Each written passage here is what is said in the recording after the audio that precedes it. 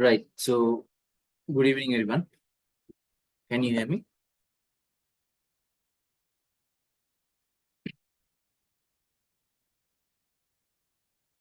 Oh, hello.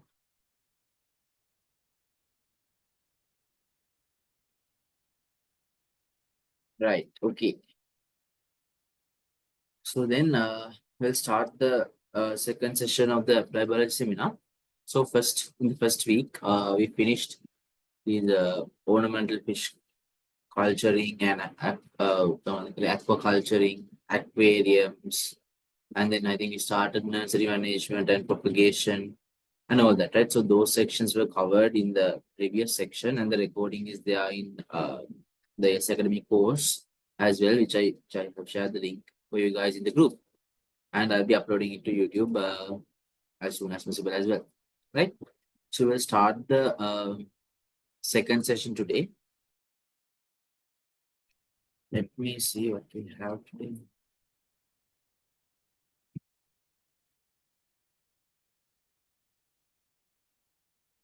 Right. So we finished these sections and all that, right? Nursery management, Galagarapi. So today we'll be starting with protected agriculture, then going on to tissue culture, uh, propagation methods of plants, and then we'll also be doing food preservation, right? So I'm hoping to cover those sections today along with many questions, right? Okay, right. So let's get into it. Protected agriculture, right? So protected agriculture means basically greenhouses, polytunnels කියන දේ අහලා right? Greenhouses කියන දේ කොහොමද අහලා right? So greenhouses ගත්තොත් initially, right? Initially greenhouses and polytunnels were built to kind of protect the crops, right? Not දැන් ගත්තොත් it's very advanced, but initially it was actually built to protect the crops. Specifically talking about it, it's to protect the horticultural crops, right? Does anyone know what horticultural crops are? What are horticultural crops? Does anyone know what horticultural crops are?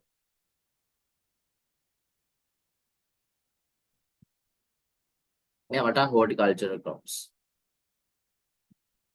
Horticultural crops are basically perishable crops, right? Perishable, as in they will be easily destroyed, right? They will be easily destroyed. So horticultural crops are perishable crops where they might be easily destroyed, right? So protected agriculture was introduced actually to provide protection mainly to these horticultural crops which would perish easily, right? But now with the advancement of technology and all that, the greenhouses and the polytunnels have advanced so much that they are controlling the light conditions, they're able to control the carbon dioxide levels, they're able to control the soil fertility, and different optimum conditions are given for plants to grow, right?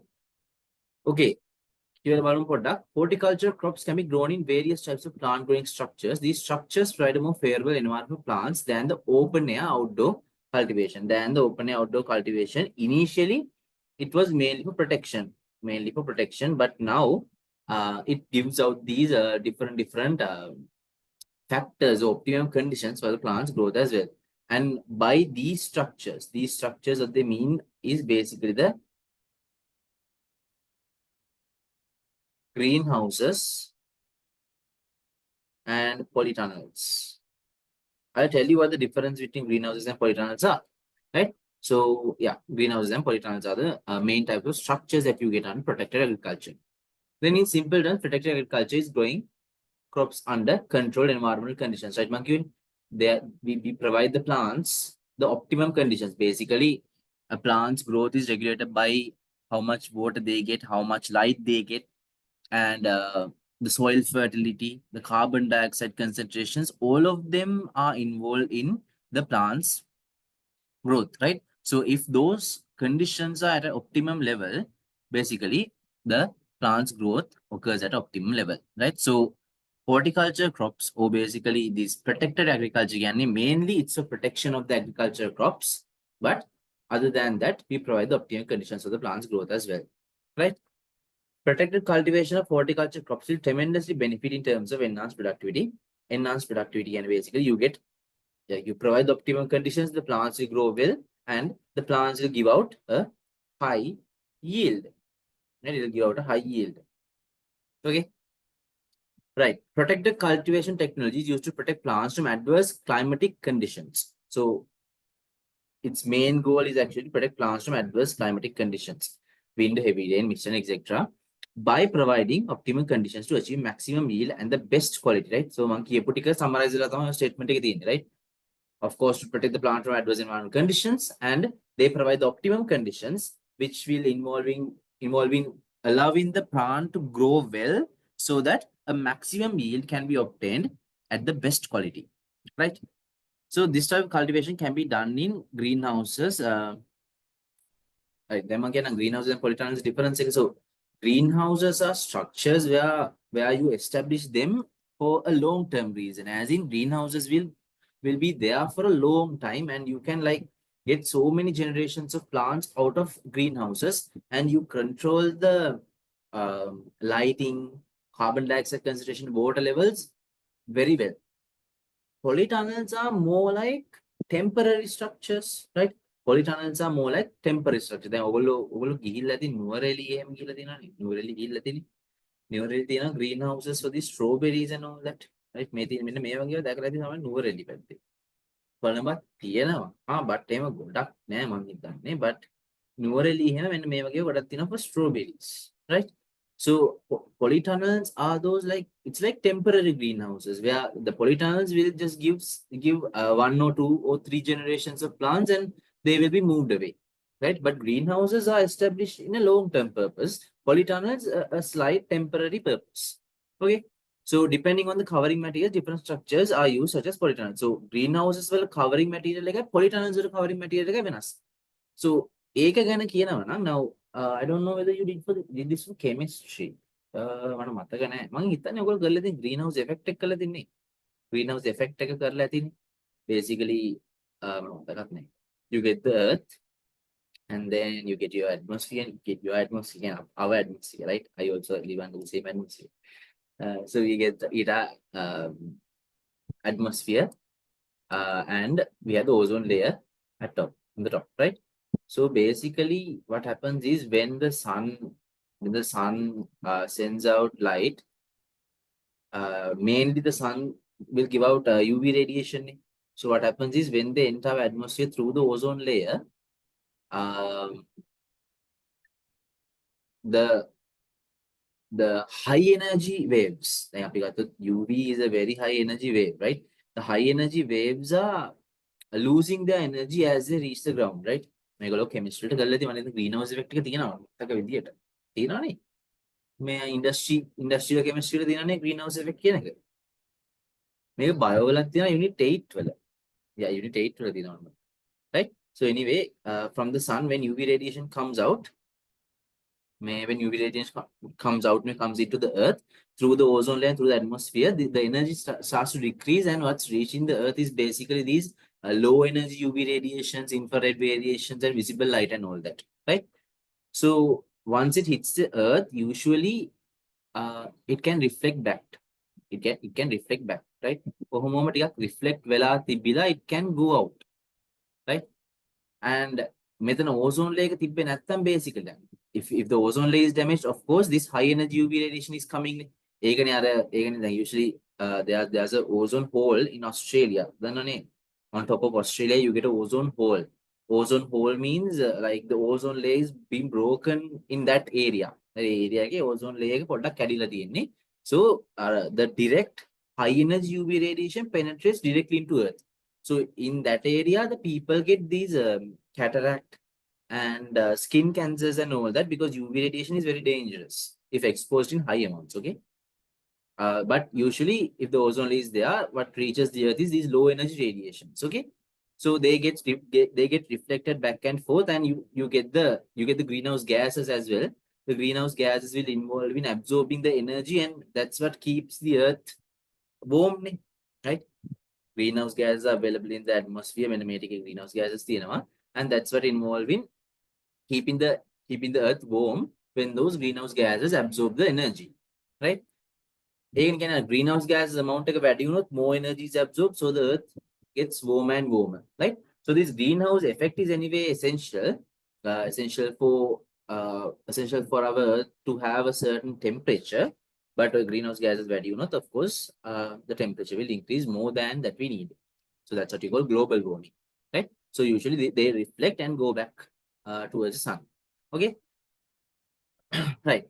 So my greenhouses got now their covering material is very important, right? The greenhouse and polytunnels, their covering material is very, very important. Now, why is that? That's because they are covering material with only allow certain radiations to come in through. It's like a ozone layer, right? It's like our ozone layer now. The ozone layer doesn't allow these high energy UV radiations to come in. Evage, the covering of the greenhouse allows only certain radiations to come in, such as infrared or visible light. So depending on the covering material, it might be a greenhouse or a polytunnel as well. So protected cultivation is mainly utilized to grow perishable horticulture produce such as fruits, vegetables, and ornamental plants, right? Perishable horticultural produce such as fruits, vegetables, and ornamental plants. Examples of plant grown in protected cultivation in Sri Lanka, a simple form of greenhouse is a structure where it is covered with a material that allows light to penetrate inside and reach the plants, right? So a simple form of greenhouse is basically ගෙදර හදාගන්න පුළුවන් greenhouses තියෙන්නේ. So ඒ වගේ ඒවා නිකන් basic, it's just a structure where you cover it with a material that allows light to penetrate through it. Like it shouldn't be completely opaque. If it's completely opaque, then the plants will not anyway grow well. So you need to cover it with material that allows light to come in. At present, with advanced technology, sophisticated modern greenhouses are constructed in horticulture industry where the plant's microenvironment is more precisely controlled. What does the plant's microenvironment mean? Yeah. What does the plant's microenvironment mean?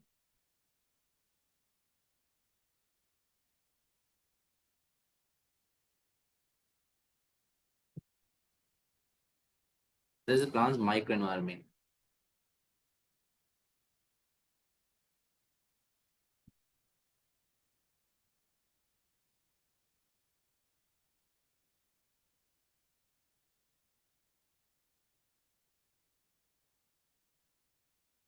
No, microenvironment is basically in the soil, there are many microorganisms that control how a plant grows properly, right? You'll learn this in microbiology, where microorganisms are essential for nitrogen fixation, for phosphate solubilizing, and even to absorb water, right? So the microorganisms are important in different ways, and they have a big impact, right? They have a big impact on the plant's growth and development, right? So when you control the microenvironment properly, microenvironment means basically the microorganisms involved in the growth of the plant, right? So when you control the microenvironment properly, that will be very, very beneficial because they play a huge role in the plant's growth. Okay, right. Plants grown in greenhouses, including polytunnels, are right. So you need to remember these examples. Okay, vegetables such as bell pepper, tomato, salad, cucumber, cauliflower, lettuce, and no, the only fruit is strawberries. Okay, the only fruit is strawberries. That's important. Okay, that's important. මොකද ඔයගේ දේවල් තමයි MCQ එකට එන්නේ. They give you some. They might ask you which of the following fruits are being um, cultivated in polytunnels or greenhouses. So then you should know that it's only strawberry according to our syllabus. Okay, so not only strawberry, there are many other fruits that are cultivated under greenhouses, but according to our syllabus, it's only strawberry. Remember the word strawberries, okay? Strawberries. Then ornamental plants include carnations and orchids, right? So again, examples important, they might ask you an MCQ. Okay, right. Is that clear? What we did till now, is it clear? Was it clear or not? Any doubt?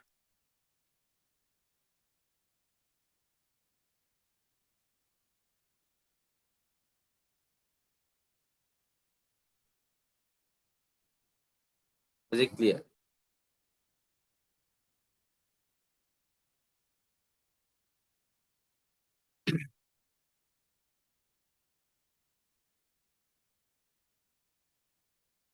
Yeah, what about the others?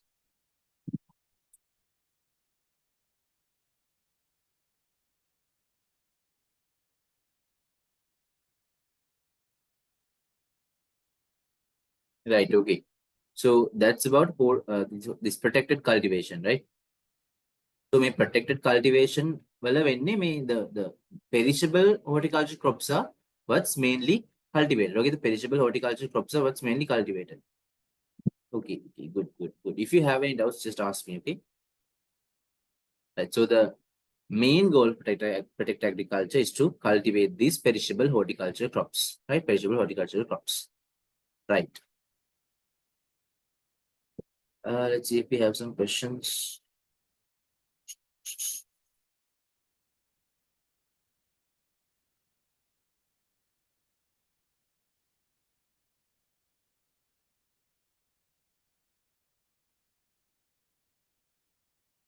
Okay, we have one question.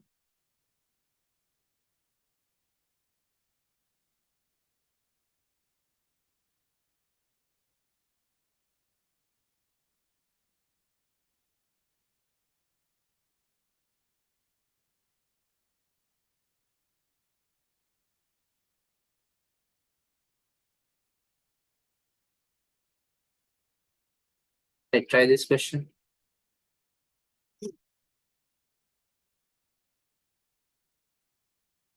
Try this question and send me the answer.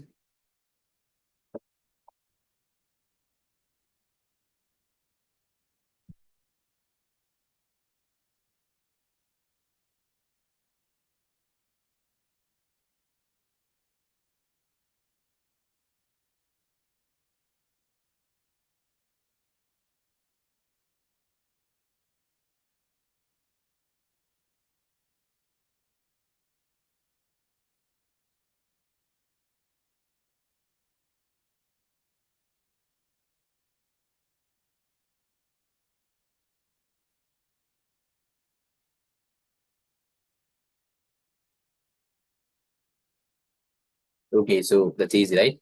So one which of the following is a vegetable, right? Strawberries are not vegetables, it's a fruit, okay? Right? So and then ඔයගොල්ලන් ගෙවල් පැත්තේ මේ strawberries vegetable එකද කියලා but සාමාන්‍යයෙන් strawberries are a fruit, okay? So is a vegetable cultivated and protected cultivation. අර මම strawberries මතක තියාගන්න කියපු නිසා මේ full strawberries ඉන්න එකේ. So strawberries is a fruit. Orchids and carnations are flowers. Yeah. Yani, ornamental plants. Sorry, ornamental plants. And then you get cucumber name. It's salad cucumber. Salad cucumber. Yeah, salad cucumber. And lettuce is not there, right? Lettuce is not there. Bell pepper, tomato, salad cucumber, cauliflower. Lettuce is there. Sorry. Lettuce is there. Bell pepper, tomato, salad cucumber, cauliflower, and lettuce, right? So that's easy, but take a lazy, then lazy, පොත තියාගෙන ඉන්නේ. But ඉතින් exam එකට ගියාම ඔක මතක වෙන්න පුළුවන්. Right? Salad cucumber එක cucumber එක වෙන. Yeah. Salad cucumber පාඩම් කරපු එක exam එකට දැන් cucumber කියලා තියෙනවනේ ඉතින් ඒක ගහන්න පුළුවන්. Right? And එකපාරට orchid might turn out to be a vegetable in the exam. Right? Even strawberries might turn out to be a vegetable in the exam. Right? So be careful. Study it properly. Okay? Right. I hope that part was clear. මම horticulture crops की මං කිව්වේ නෑ නේද? මං කියේ perishable crops are horticulture crops කියලාද නැත්නම් perishable horticulture crops are cultivated in protected agriculture කියලාද කිව්වේ? What did I say?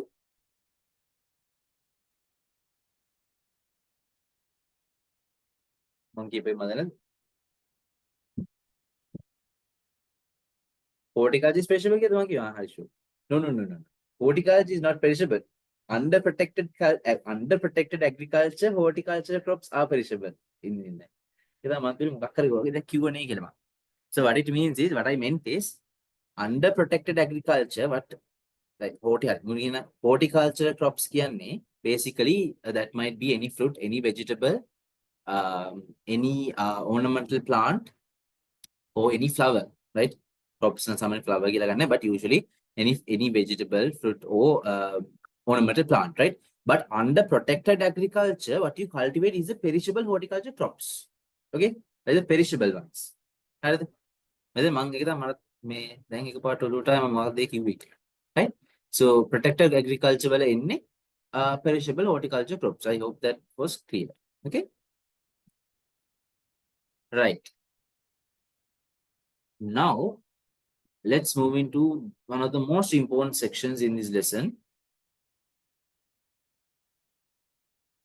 No, not all horticulture crops are perishable. Okay? Horticulture crops are basically crops where like horticulture crops can become any vegetable, fruit, ornamental plants which are cultivated. Under protected agriculture, the horticulture crops that are cultivated are perishable. Right? Protected agriculture to cultivate karane the perishable horticulture crops.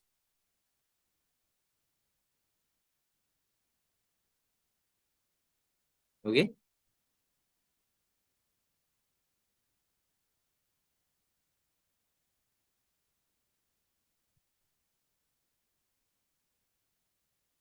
Okay, not perishable crops are horticulture crops because in horticulture you get non-perishable crops as well.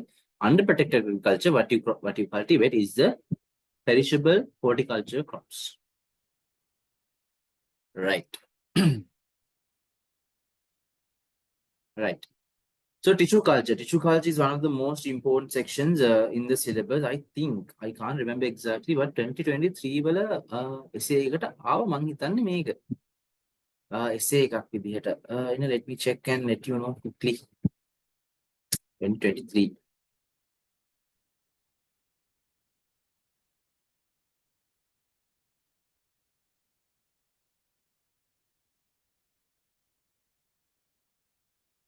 නෑ 2023 වල 2024 වල වෙන්න තියෙනවා.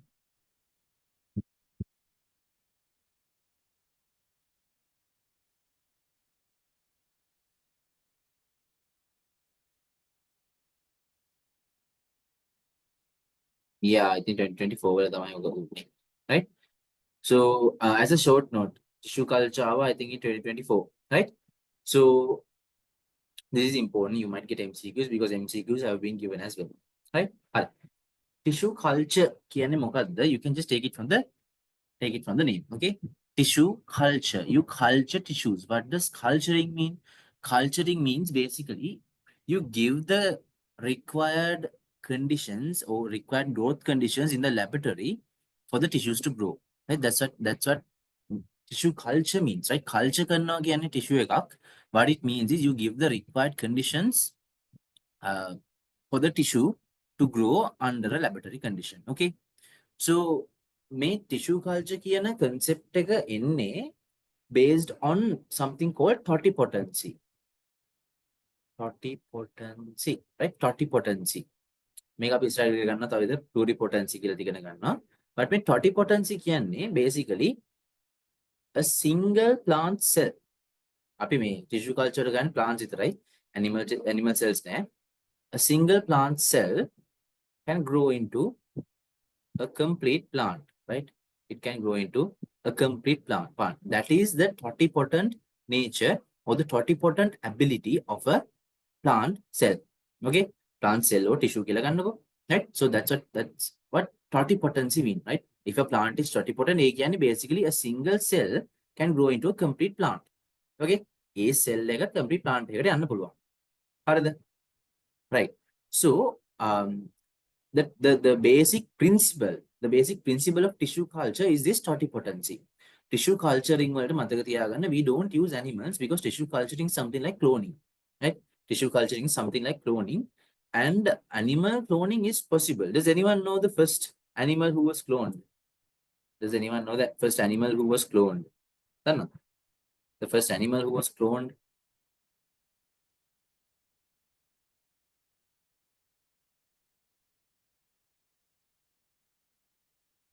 Not a lamb. Not a donkey.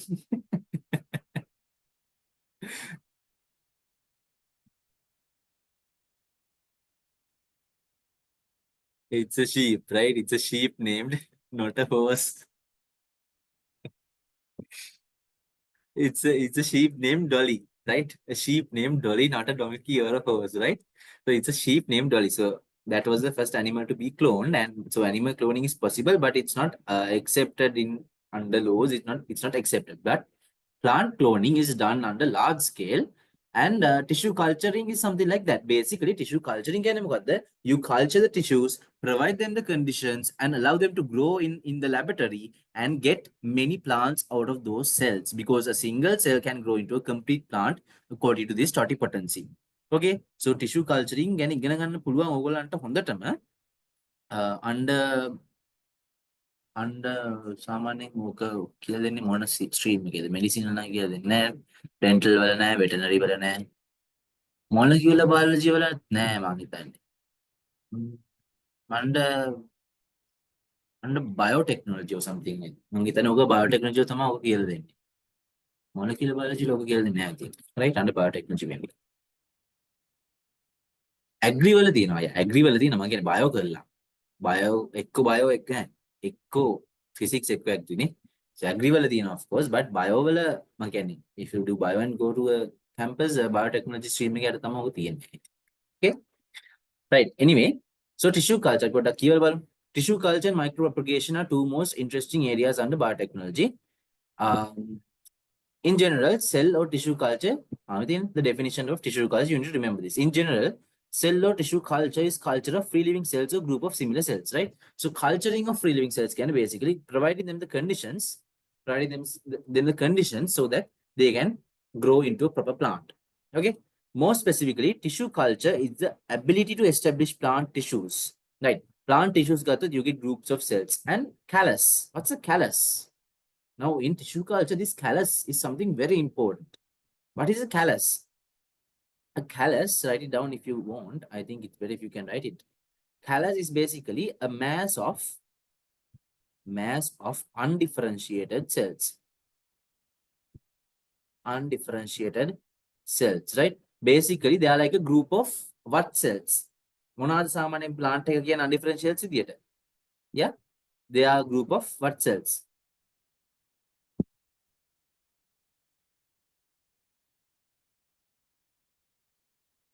Not a group of goals, it's a group of meristematic cells. Yeah, right? So mass of undifferentiated cells is a group of meristematic cells, right? It's a group of meristematic cells. Okay, so a callus basically there's a process. Like you take the plant tissue or you take the plant cells, then according to the levels of plant growth regulators that you use, those cells become a callus, right? A callus is a mass of undifferentiated cells, and those cells, each undifferentiated cell can grow into a complete plant, right? So you can basically you turn the plant tissue or the cells into a callus, and a callus again you extract the cells and develop those cells into a complete plant. Okay, that's like the general process. And anyway, protoplast protoplast is basically everything internal to the plasma membrane of a living cell, right? Everything internal to the plasma membrane of a living cell. So it is the ability to establish plant tissues, plant organs, embryos, shoots, and roots in aseptic in vitro culture, right? So this would be the best definition, I would say, right? This would be the best definition, I would say. So it's the ability to establish plant tissues, plant organs in aseptic. Aseptic can basically නිකන් free of microorganisms, right? Free of microorganisms. Aseptic in vitro. What does in vitro mean? There are two words that you need to know: in vivo and in vitro, which you learn in microbiology, molecular biology, right? In vivo කියන්නේ inside the cells, in vitro කියන්නේ inside the laboratory. Okay, in vivo නම් inside the cells, in vitro නම් inside the laboratory. Yeah, good. Okay, in vivo නම් inside the cells, in vitro නම් inside the laboratory. So this is done inside the laboratory, so we call it aseptic in vitro culture. Okay. The most common benefit of tissue culture is the cloning or mass production of genetically identical organisms. Of course, you take a single plant tissue or a group of cells. You take a single plant tissue or a group of cells, then develop them into a callus, where the callus is a mass of undifferentiated cells, and you can extract those cells and develop them into complete plants. So that is mass production of genetically identical organisms, right? That is tissue culture. The main concept behind a plant tissue culture is totipotent. Totipotent, very important word. What is totipotency කියලා ඔයගොල්ලන් අහන්න පුළුවන්. That is, a single cell has a genetic program to grow into an entire new plant. The concept of totipotent was first introduced by Matthias Schleiden and Theodore Schwann. Right. So within another, Matthias Schleiden, Theodore Schwann, and Rudolf Virchow introduced the cell theory. So මේ දෙන්න තමයි මේ totipotency introduce කරේ. මට කියන්න බලන්න which of මේ දෙන්න කවුද මේ botanist? Which one of these is the botanist? One is a zoologist and the other one is a botanist. Who is the botanist?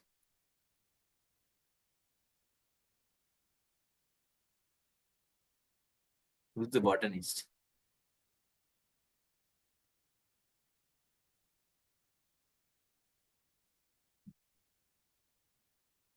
කේක නාම වෙනවා. එක්ක බලාගෙන ටයිප් කරන්න ඕනි. එක්කෙනෙක් කියනවා ෂෙල්ඩන් කියලා. හරි show.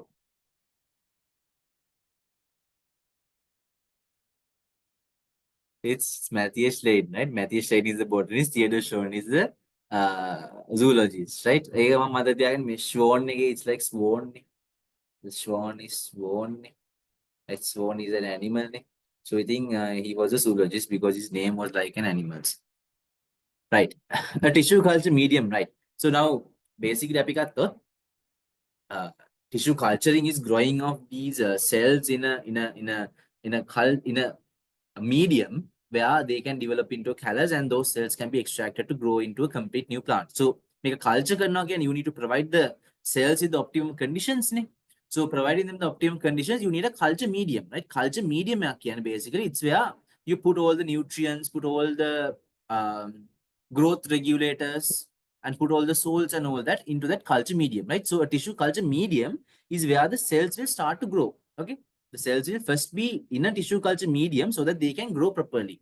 Okay, so it consists of inorganic salts, organic substances, water, and gelling agent, right? Gelling agent එක ඕනි basically අර ඔයගොල්ලෝ දැකලා තියෙනවද දන්නේ ඔය මේ in petri dishes where we culture these even microorganisms and all that, you need a gelling agent so that the medium is somewhat hard. නිකන් ඔය වතුර ගොඩක් වගේ නෙමෙයි where you get a certain somewhat rigid solid medium, right? So මේ gelling agent එක ඕනි which is usually agar, right? Gelling agent is usually agar, right? Agar is basically extracted from a seaweed, right? A seaweed or හරියටම කියනවා gelidium කියන එකකට ගන්න, right? agar නිකන් gelatin වගේ දෙයක්. Okay, so macro and micronutrients in appropriate ratios make the inorganic soil components. So ඔයගොල්ලන්ගේ statements දෙන්න පුළුවන් මේ වගේ දේවල් ඉන්න පුළුවන් exam, right? So the macro and micronutrients in appropriate ratios make the inorganic soil components. ඒ කියන්නේ මේ inorganic soil component එක හැදෙන්නේ according to the macro and micronutrients.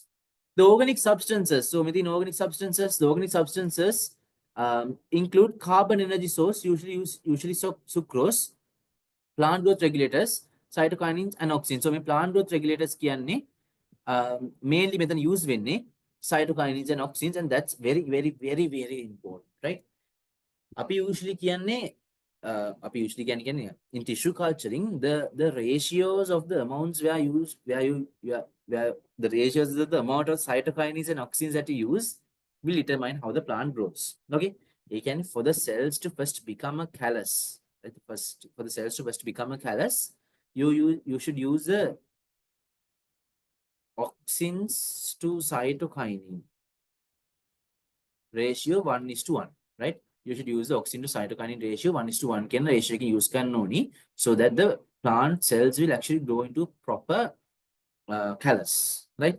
ඊට පස්සේ for the callus cells to develop a shoot system, the more auxins should be less auxins should be used than cytokinins.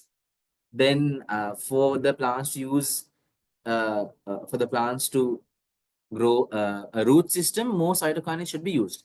More auxins should be used. I'll show it in a video. It's not important. You don't need to know it. I'll show it to you in a video. But just know it, right? Then again, right? So the organic, in the structure they say, they might question you, state the components in the organic substance, or state the components in the organic substances of the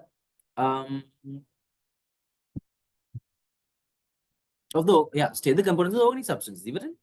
A question next state the components the organic substances of the tissue culture medium, right? ඒක කියන්නත් එපා නැත්නම් මොන organic substances කියලා හොයාගන්න බෑනේ, right? So they might question you in a structured essay asking you to state the components of the organic substances in the tissue culture medium. Then you should mention that it's the carbon energy source sucrose, plant growth regulators, cytokines, oxygen, and liver නැතත් එකයි. Vitamins and miscellaneous compounds, right? Vitamins and miscellaneous compounds. Right. Agar is incorporated as a gelling agent. Agar is incorporated as a gelling agent. These gels provide physical support for the explant and increase the aeration of the medium, right? So explant is basically the plant that grows from these cells, right? Explant the plant that has grown from these cells, right? Like the small plantlet that has grown from these callus cells is called the explant, and it increases the aeration of the medium. So they might ask you in a structured essay, state two functions of the agar that is used in the tissue culture medium. So what are the two functions? So when I'm telling it, you should tell it to yourself as well, loudly. Okay. So what is the first function? It is to provide physical support for the explant, and the second function is increase the aeration of the medium, right? Okay, I කියමු agar වල function එක මොකක්ද in the tissue culture medium? Provide physical support for the explant and increase the aeration of the medium. Okay, those are the two main functions. What does the organic substances include in the tissue culture medium? They include the carbon energy source, plant growth regulators, vitamins, and miscellaneous compounds. Right. So there are several commercially available media for tissue culture. Again, you can just buy them.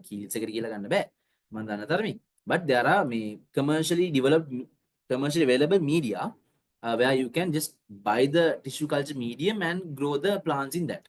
So you need to remember these examples because they are very important. Okay. So Murashik, Skoog, and MS medium, right? These are very important examples. Okay. So that is it about tissue culture. Was it clear? Was it clear? Was it clear?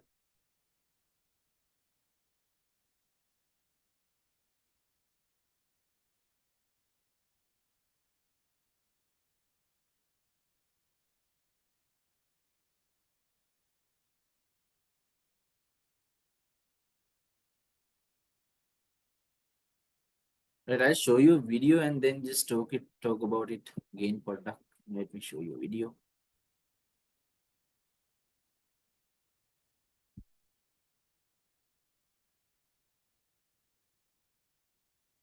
Minute.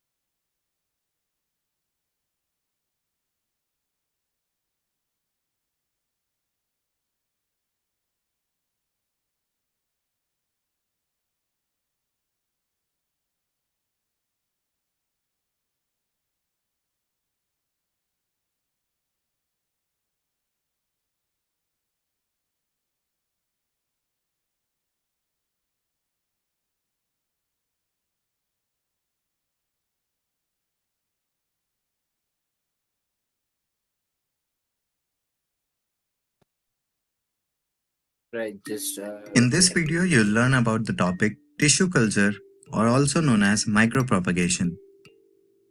The members of plant kingdom possess a unique property in their cells of their living tissues, and this property is called totipotency, which is utilized by humans to perform tissue culture, which involves propagation at the micro level and hence also called micropropagation. To perform the process, so in the description also they said that micropropagation tissue culture are very so you saw what micropropagation is, right? Propagation at the micro level using cells. So that means basically use cells to grow plants. That's what micropropagation means. Okay. micropropagation. To perform the process, a part of plant containing living cells, say a leaf, is collected, called the explant. The Okay, so here they mean the explant is what's extracted from the trees, name. explant Give me a minute to check it.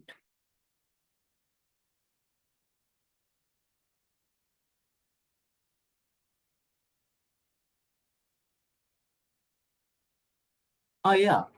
Okay. So that was my mistake. Mama, may then I need to put a mango give May so explant is basically uh it's like the part of the plant extracted. Arapi tissue culture gun tissue from a plant and a group of cells are taken from a plant.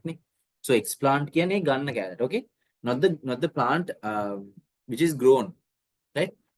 We extract a group of cells or a part of a tissue from the plant and then culture those cells into a callus. So explant කියන්නේ ඒකට, right? The part of the plant that we extract. Ready? So that makes more sense, I think. Yeah. A part of plant containing living cells, say a leaf, is collected, called the explant. The explant as it is contains non-dividing cells and cannot be used. So it is So we take the explant. So give explant again. What happens is we put it into the culture medium. subjected to equal concentrations of two plant hormones, auxins and cytokinins. Right. So This causes the de-differentiation 1:1 ratio के oxygen से cytokinins දානවා කියලා you can see නේ oxygen over cytokinin 1 කියන්නේ 1:1 කියන්නේ oxygen මිලිලිටරයක් දැම්මොත් cytokinins මිලිලිටරයක් දාන්න යන්නේ වගේ right. So that ratios are important. Those oxygen to cytokinin ratios are very important tissue culture. So මේ callus formation එක වෙන්නේ basically you take a part of a leaf thing. So that leaf actually doesn't have undifferentiated cells නේ. So you need to make undifferentiated cells from a tissue having differentiated cells, right? So that is happening according to this oxygen to cytokinin ratio, which is 1:1 right now. Okay. This causes the de-differentiation of permanent non-dividing cells of the explant and it starts to divide. As a result, So they said it leads to de-differentiation. That means already differentiated cells are becoming undifferentiated cells. Like differentiated again, they differentiate into mesophils, parenchyma, and then tissues of the xylem. Again, differentiated. This oxygen to cytokinin ratio, when it's 1:1, it leads to de-differentiation or leads to the production of undifferentiated cells. a mass of undifferentiated dividing cells are formed called callus. The cells of callus are totipotent, that is, each cell is capable of producing a completely new plant body. The second totipotency is basically you can extract these callus cells and each cell can grow completely into a new plant, right? These cells can be separated into n number of parts to produce new plants.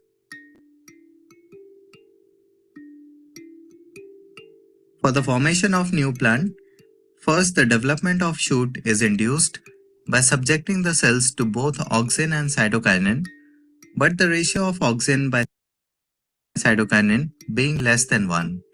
That is, more amount of cytokinin is used as compared to. So for the development of the shoot, more cytokinins are used than auxin. So ratio auxin over cytokinin is less than 1. The denominator is high, so use more cytokinins than auxins used. That lead to the development of the shoot. So may cell again shoot develop when the cytokinins are higher than the auxins. And yeah, no, you don't need to use exactly a leaf. That's fine. You can use a part of the shoot or part of the root as well, right? Auxin. Soon enough, young shoot starts developing from the undifferentiated cells. So now only the shoot system is being developed, right? Root system only a shoot system. For the development of roots, the young stem are placed in test tubes containing liquid medium with auxin by cytokinin ratio being more than 1 this time. So now the roots are formed by using more auxins than cytokines. Right? The root system is developed when more auxins are used than cytokines, right? So the root system is developed. That is, more auxin than cytokinin. This promotes development of the roots from the base of the stem. The young plants thus developed are called plantlets. These plantlets are then transferred to soil-containing pots for a process called hardening. Hardening procedures make the plantlets capable of tolerating the relatively harsher environments outside the laboratories. It involves placing the plants in temperature, high humidity environment and holding the watering for 4 to 5 days. The hardened plants are then finally Right, so that video was really good. It explained the process well. So let me go and summarize it again. Right, so you take a explant, right? So මම කලින් කියව එක වැරදිද? ඒක ගන්න එක ඔලුවට ගන්න එපා. Explant කියන්නේ the part of the plant or the tissue that you extract from the parent plant, right? So you take an explant එක ගන්නවා. Explant එක ගන්නවා. Then what happens is now this explant can be a leaf, can be a root, or can be a tissue of the stem even, right? Basically make it in a differentiated cells, right? Then what happens is you need to convert this explant into a callus, right? Callus කියන්නේ මොකද්ද? What's a callus? Now you guys know what a callus is. What is a callus? මොකද callus එකක් කියන්නේ?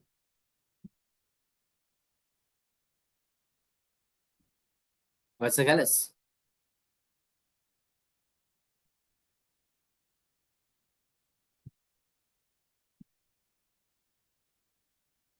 Undifferentiated mass of cells, right? Undifferentiated mass of cells is what you call a callus, right? So ඒක develop වෙන්නේ මම කිව්වා වගේ අර auxin to cytokinin ratio එක 1:1 තියෙද්දි ඒක ඔයගොල්ලෝ දැනන් ඉන්න ඕනේ නැහැ. ඉන්ස් එක වැඩක් නැහැ. හරිද? So what happens is you keep the explant in a tissue culture medium, right? You keep the explant in tissue culture medium, and in the tissue culture medium අපි ගත්තොත් you get these inorganic salt composition, then organic substances, තව gelling agent, and even water, right? So those are what you get in the tissue culture medium, and according to those auxin and cytokinin concentrations, the callus is developed.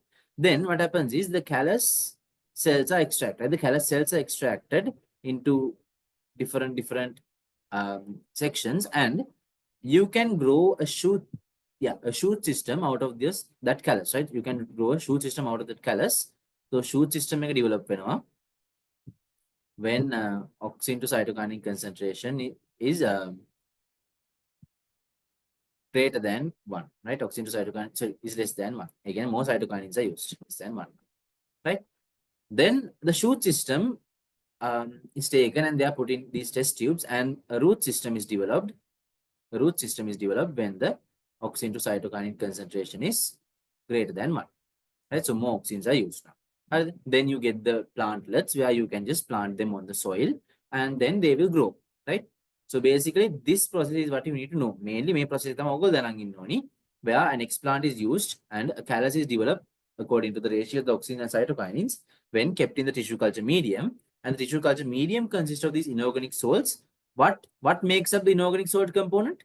The inorganic salt component is composed of the micronutrient and the macronutrient ratios, right?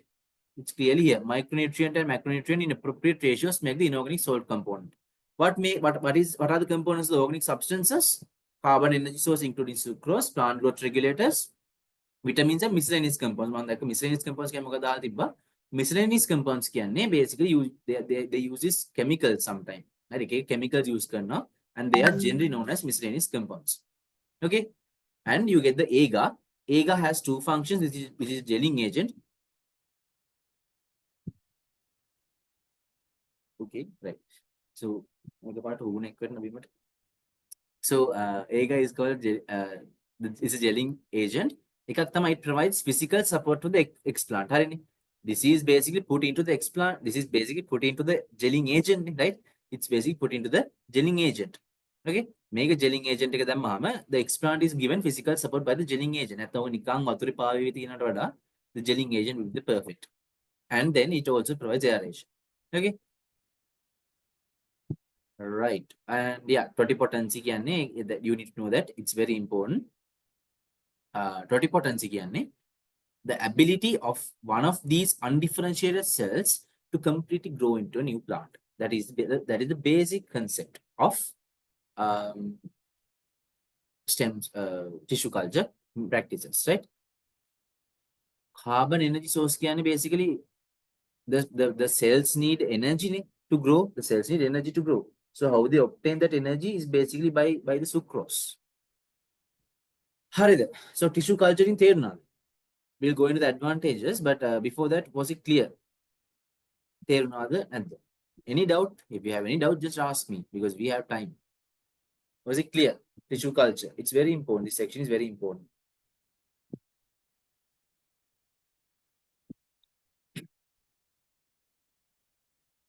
What about the others? Is it clear?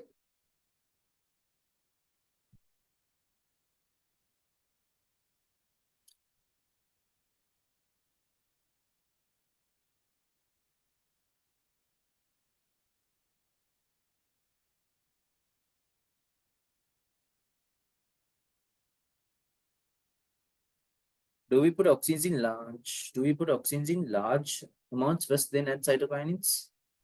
ඒක you don't need to know, right? ඒක නිකන් දැනගන්න ඕනේ නැහැ. Just forget it. ඒක නිකන් it's just an additional thing that I just told for you guys to understand. So just don't like think about it. Right? ගැන ගොඩක් හිතන්න එපා. Initially, it should be 1:1. Then shoot system develop when more cytokinins should be there than auxins. Then root system develop when more auxins should be there than cytokinins, right? You don't need to know that. Is tissue culture and micropropagation the same thing? Yeah, it's kind of the same thing. So micropropagation and like micropropagation can again using the cells and tissues, right? Using the microscopic cells and tissues to propagate plants. So micropropagation, tissue culture, it's like the same thing, yeah. So is there any difference between protoplasm and cytosol? Yes, cytosol is just the jelly medium in the cell. Cytosol is just the jelly medium in the cell. Protoplasm is everything internal to the plasma membrane of the living cell. So it includes the cytosol and the organelles, right? So the protoplasm includes the cytosol and the organelles. The cytosol includes just the cytosol. Okay. So I hope the doubts were clarified. Is it fine now?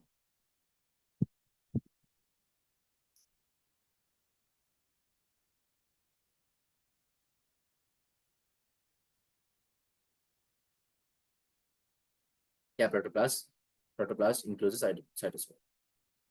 Right, importance of tissue culture techniques, rapid multiplication of clones. Yes, of course, like rapid multiplication of clones. That's why you use tissue culture practices. You can clone many plants. Mass propagation of specific clones. Yes, you can produce a large number of plants using the cells of the callus. Genetic uniformity. Yes, genetic uniformity can basically all the cells will have the same genetic concept, same genetic content, right? All the cells will have the same genetic content and they will be identical to each other. So genetic uniformity. Genotype modifications. Yeah. So it's like this. You have to modify their genotype. ඒගොල්ලන්ගේ DNA sequence එක වෙනස් කරන්න ඕනේ. මේක එන්නේ ඇත්තට මේක unit under molecular biology. So genotype modifications can basically like you can modify their genes so that you get a specific type of plant. Again,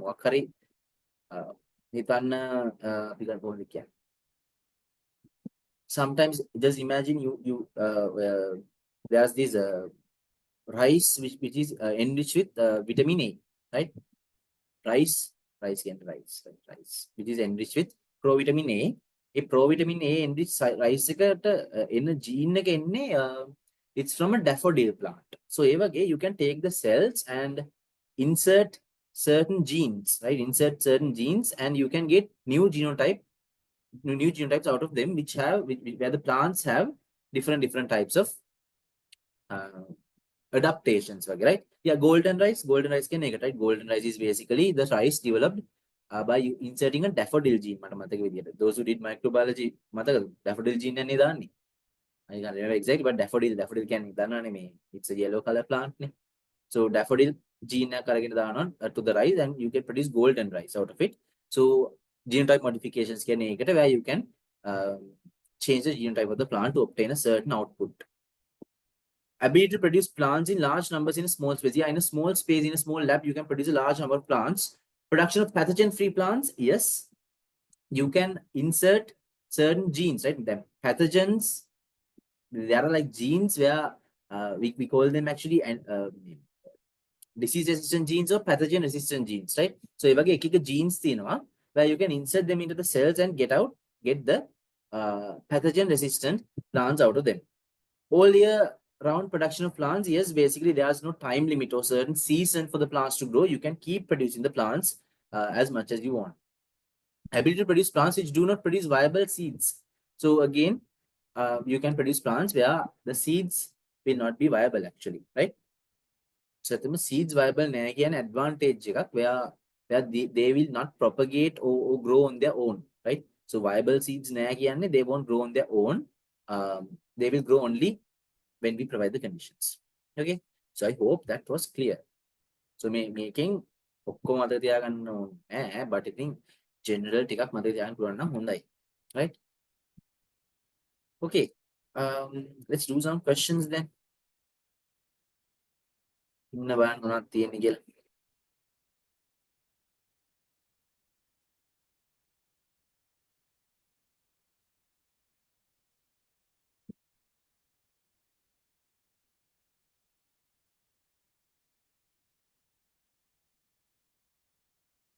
Okay. This is from 2018. I think try this. I think from the way I explained, I think this would not be that hard. I'll just give you one information. May IAA you learn it in microbiology. IAA means indole 3 acetic acid, right? Indole 3 acetic acid. Indole 3 acetic acid means auxins.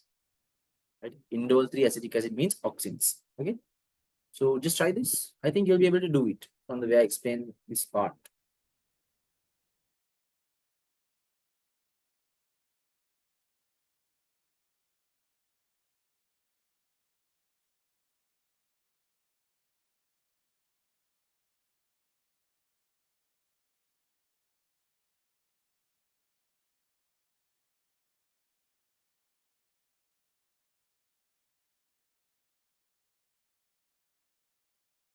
You guys need to send me the answers as well, okay?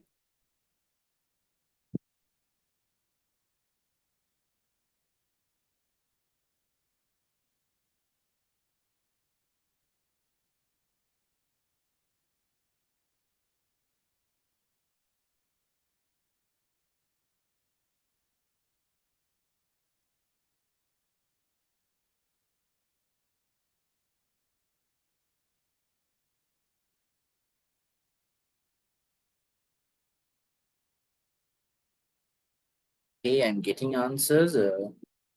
Very doubtful whether they are correct or not.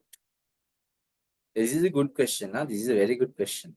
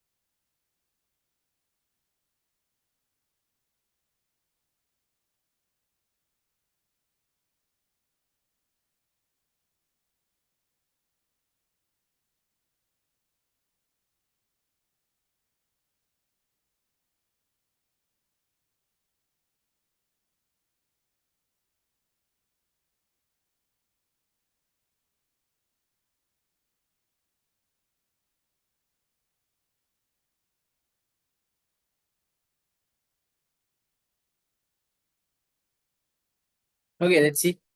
I got some answers and I think most of them were wrong actually. Which are the following statements regarding the plant tissue culture is incorrect? Plant tissue culture is the growing of plant tissues in sterile. So sterile can aseptic can right? Sterile means aseptic, free of microorganisms. Culture media with auxins under in vitro condition. So why is that wrong? I don't know. Most of you guys send one. I don't know why it's wrong. It doesn't say only auxins, right? It doesn't say only auxins. It says with auxins in vitro conditions.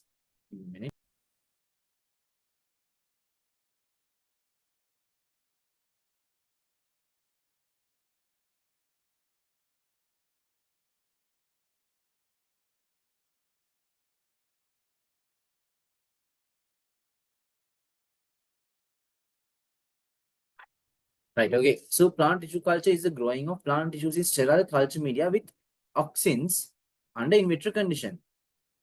Right? So sterile culture media hari aseptic hari in vitro කියන එකත් hari okay. ඔයගලන්ට ප්‍රශ්න තියෙන නැති with auxins කියන එකනේ with IA කියන්නේ මම කියෝ with auxins කියලා right. So with auxins yeah auxins are there නේ cytokines are also there. මෙතන කියලා නැහැනේ. Media with only IAA under in vitro conditions කියලා. If that was stated that's definitely wrong, right? But they just state that auxins are there. So it's correct. Many plant cells have the ability to generate a total plant where suitable conditions are provided. Many plant cells have the ability to generate a total plant when suitable conditions are provided. I got that as the incorrect answer. Many plant cells have the ability to generate a total plant where suitable conditions are provided. Many plant cells have the ability to generate because many plant cells got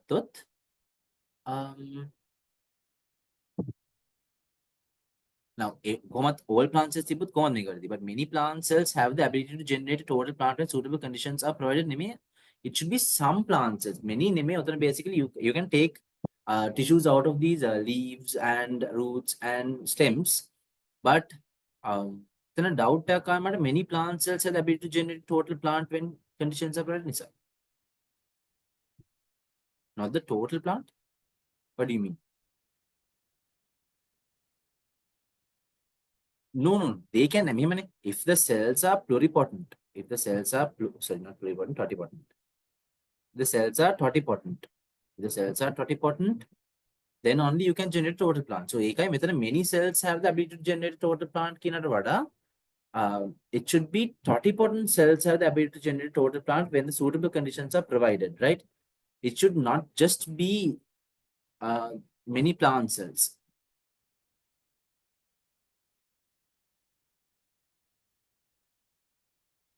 It should be totipotent plant cells, right? Totipotent plant cells have the ability to generate a total plant when suitable conditions are provided. We can't just say that many plant cells have the ability to generate total plant, right?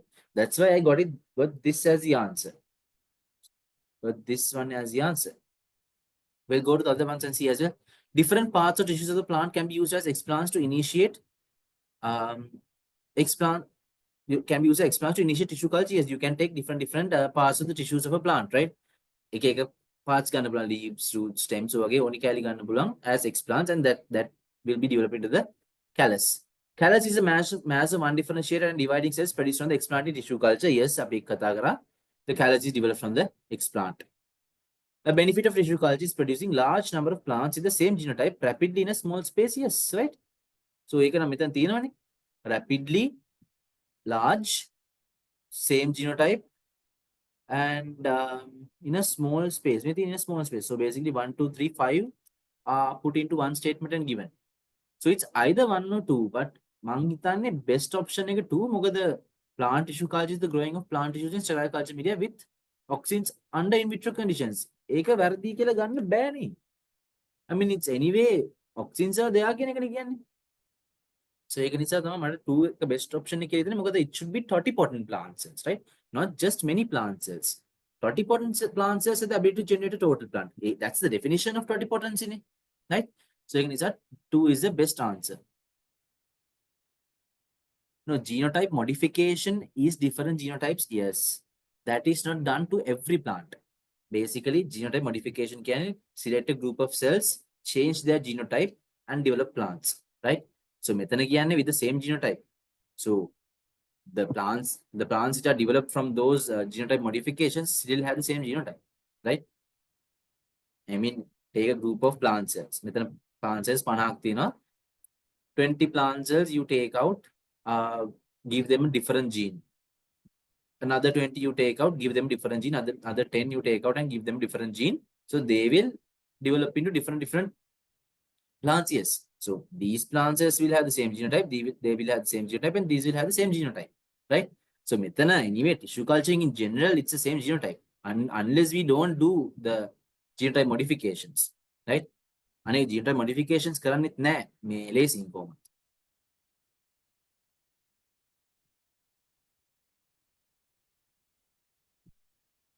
Right. Okay. So is that clear? Was it clear what I said? මම කියපු දේ තේරුණාද? And is it clear why second one would be the best option?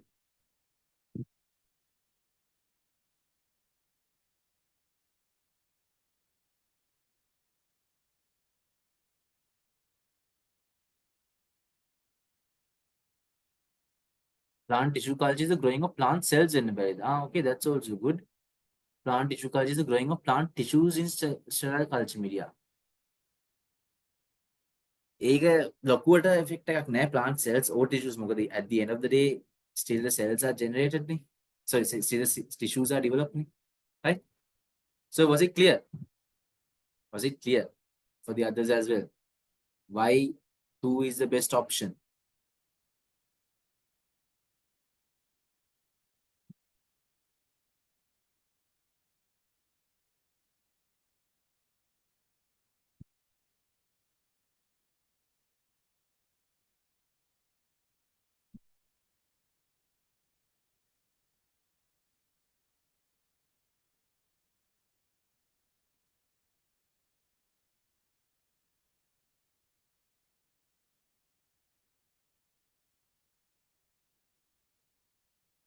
So the fifth statement, the benefit of tissue culture is producing large number of plants in the same genotype rapid in a small space. So whether the rapid multiplication is, mass propagation is, genetic uniformity is, genotype modifications කරන්න පුළුවන්, but still the plant produced, most of the plants produced will still have the same genotype. Right? Genotype modification is not a must. It's just an importance where you can do it. ඒක කරන්න පුළුවන් කියලා තියෙන එක හැම එකටම කරන්නෙත් නැහැ. Right? So genetic uniformity is maintained where they are clones basically. They are clones. Right? These are clones. So same genotype. Okay? Rapidly in a small space. Right? It's just like the importances put into one sentence. Right?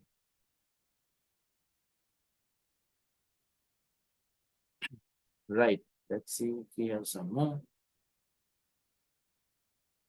I feel like in 2025 they might give you an MCQ from tissue culture. May in the MCQ paper 24 ආවේ මම මතක essay එකද කොහෙද tissue culture ආවේ. In 25 I most probably you get a MCQ කියලා හිතනවා මට. ඒ කියලා. And my guessings are somewhat good actually. So just study this part and go for the MCQ.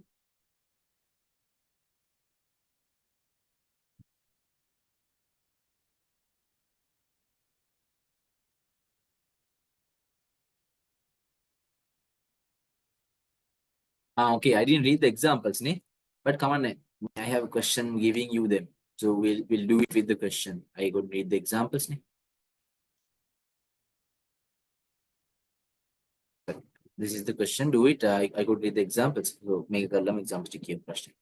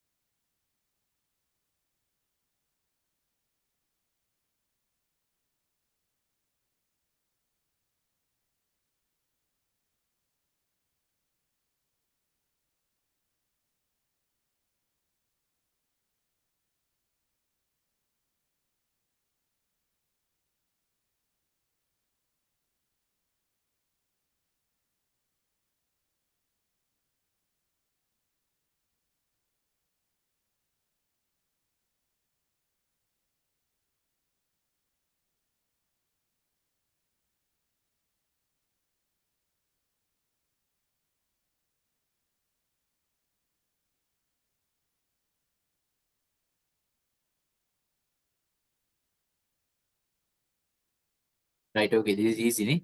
So you get the examples of tissue culture plants are anthurium, banana, pineapple, dragon fruit. So anthurium, banana, dragon fruit is the second answer. That's easy. Okay.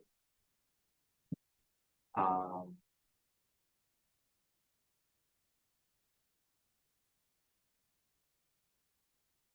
try this question.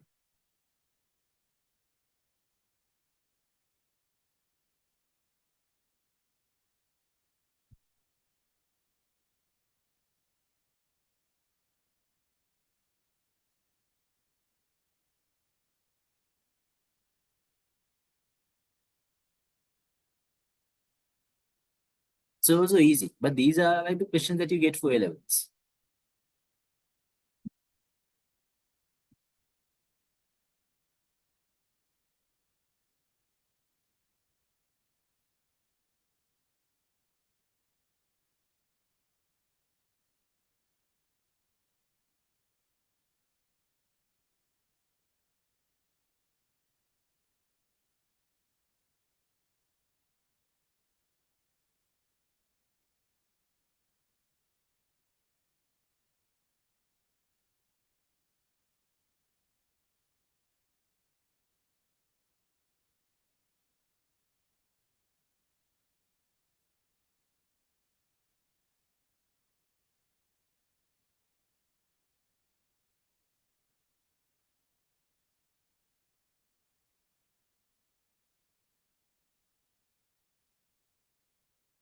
Yeah, right. Let's see. Okay, the most you get correct. Incorrect statement regarding tissue culture. Gels provide physical support to the explant. Yes, physical support and provides aeration for the medium. Tissue culture is done in aseptic in vitro culture. Yes, it's done in the laboratory conditions. Tissue culture medium macro and micronutrients in appropriate ratios make up the inorganic solid component. Yes. Organic components include the main carbon source, which is not glucose, it's sucrose. And what are the other components you get? You get the plant growth regulators, you get the vitamins and the miscellaneous compounds, right? So it's the carbon energy source, which is sucrose, miscellaneous compounds, vitamins, and plant growth regulators. That's wrong. Commercial media available for tissue culture include Murashig, Skoog, and MS Medium. Right. Okay. See if we have some more. Ah, yeah, we have some more. Okay, good.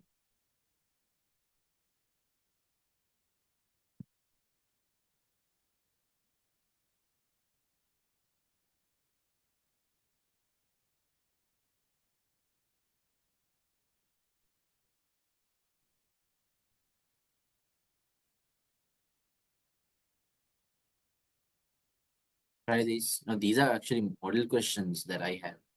And I told you I'll be discussing a lot of questions because we anyway have time. So what's the answer for this?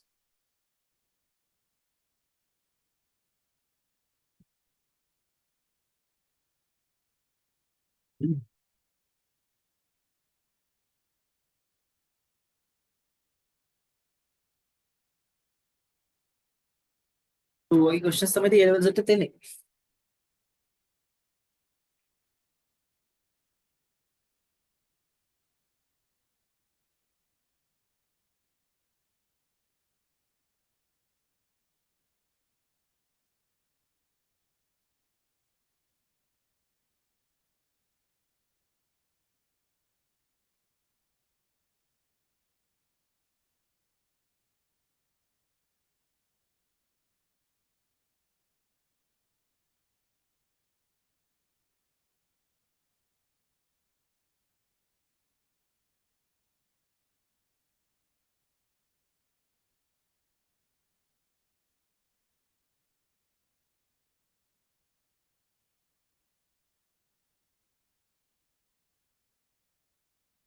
Right.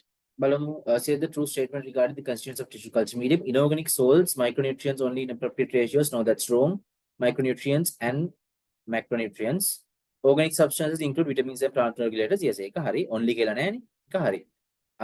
Miscellaneous compounds and the carbon energy source. Plant growth regulators, auxins and cytokinins. Gelling agent is Ega. Yes, so B and D. Fourth one is the answer. Okay. Todino. Yes, one more. Okay, do this quickly. I take too much time to explain. Come on. Try this question as well.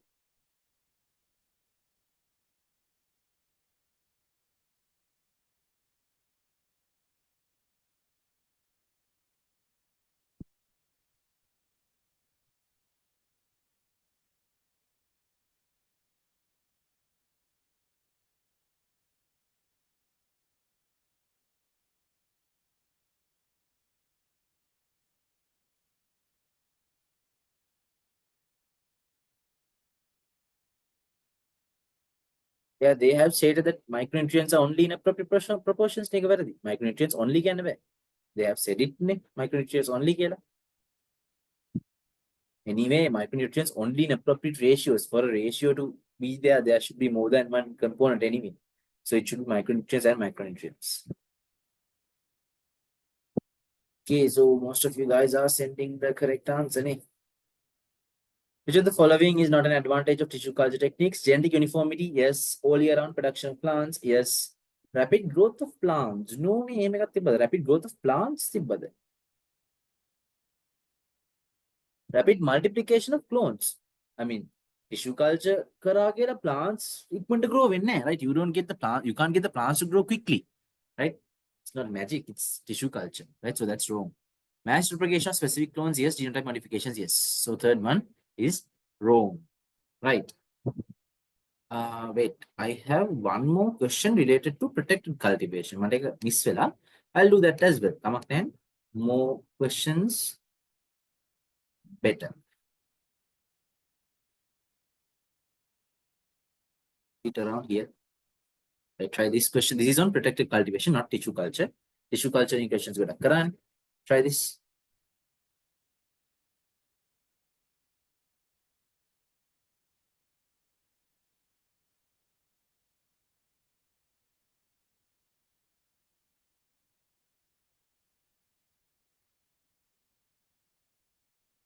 You guys answer well, so that's really good. You guys respond a lot. That's really, really good.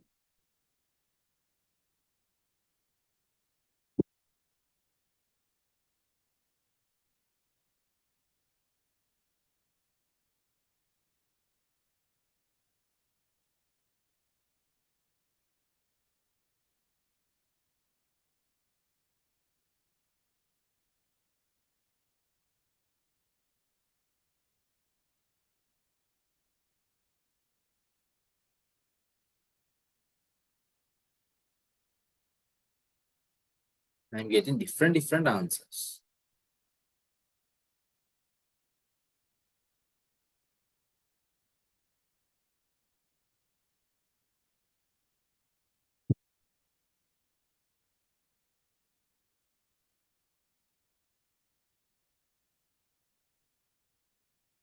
Okay, we'll see.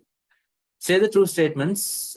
Protected cultivation technology is the growing of crops under controlled environmental conditions. Yes, it was given somewhere around here. Uh, hmm.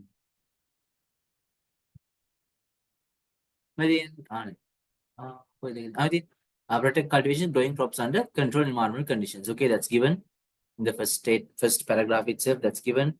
Correct. Protect cultivation is mainly used to grow stable horticulture crops. It's perishable, not stable one. Perishable horticultural crops.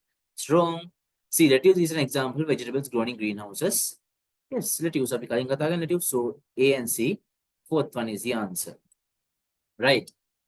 So this part and this part is done. So I took about 1.5 hours to explain these small parts, but it's really important. Tissue culture is important. That's why I took my time. So was it clear?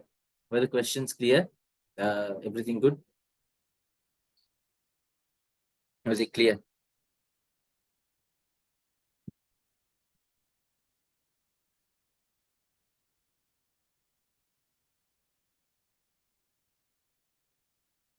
About the others.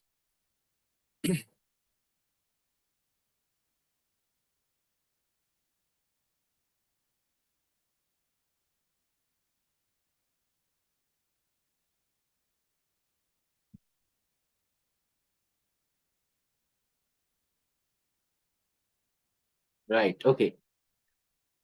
Then let's quickly move into propagation methods. Right.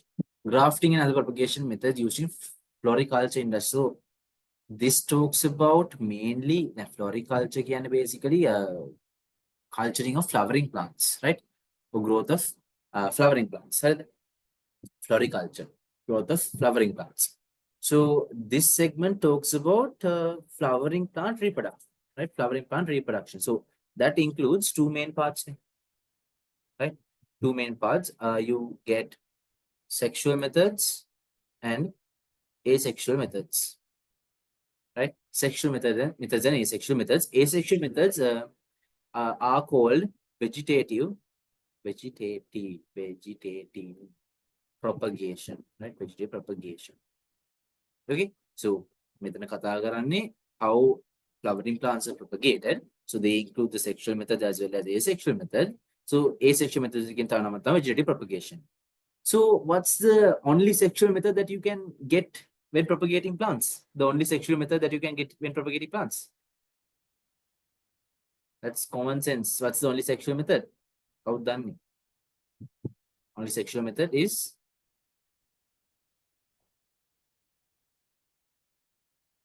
by seeds. Yes, pollination is correct. Is basically by seeds, right?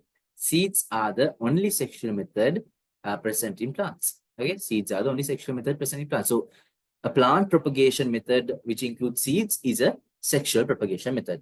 Okay, ඉතුරු හැම එකක්ම යා. ඉතුරු හැම එකක්ම asexual. Okay, right. So they first talk about the sexual method. මුලින් තියෙන sexual method එක. Seed propagation method or sexual propagation. So that is the only method which includes sexual propagation. Know that. Okay. The most common and widely used propagation method for plants is seed. Therefore, production of high quality seeds is a prime importance in the horticulture sector. Growers. Growers wish to have high quality seeds with higher percentage of germination and higher viability and free of disease and pest damages. So they wish to have high quality seeds with higher percentage of germination and higher viability and free of diseases and pest damages, right? So basically, producing these type of seeds are again during greenhouses. That's important, right? Greenhouses provide the optimum conditions for the plants to grow, and those plants will produce again the most quality seeds, where they have the highest quality seeds with a higher percentage of germination. Higher percentage of germination can basically, there are some seeds which do not germinate, right? So if you put then ඔයගොල්ලන්ට වෙලා ඇතිනේ. ඔයාලට ගිහිල්ලා seeds 10ක් දැම්මොත් ඔය 10ම පැලවෙන්නේ නැහැ. Right? Sometimes just one plant might come. So that means a low percentage of germination. So if the growers or farmers have seeds which do not germinate properly, then that's a disadvantage. High viability can basically, viability is like its ability to grow into a plant, okay, right? Ability to grow into a plant, or basically whether the embryo is active or not. The embryo, whether it's active or not, that's what viability means, right? Whether the embryo is active or not. If the embryo is not active at all, the plant will not grow or the seed will not germinate. Okay, free of diseases and pest damages, of course. Seed germination is the beginning of the next sexual generation of a particular plant, right? So again, from a seed, you get the sporophyte or the gametophyte.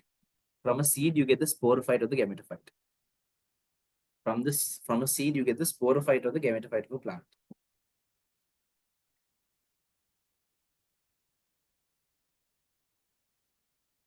What do you get?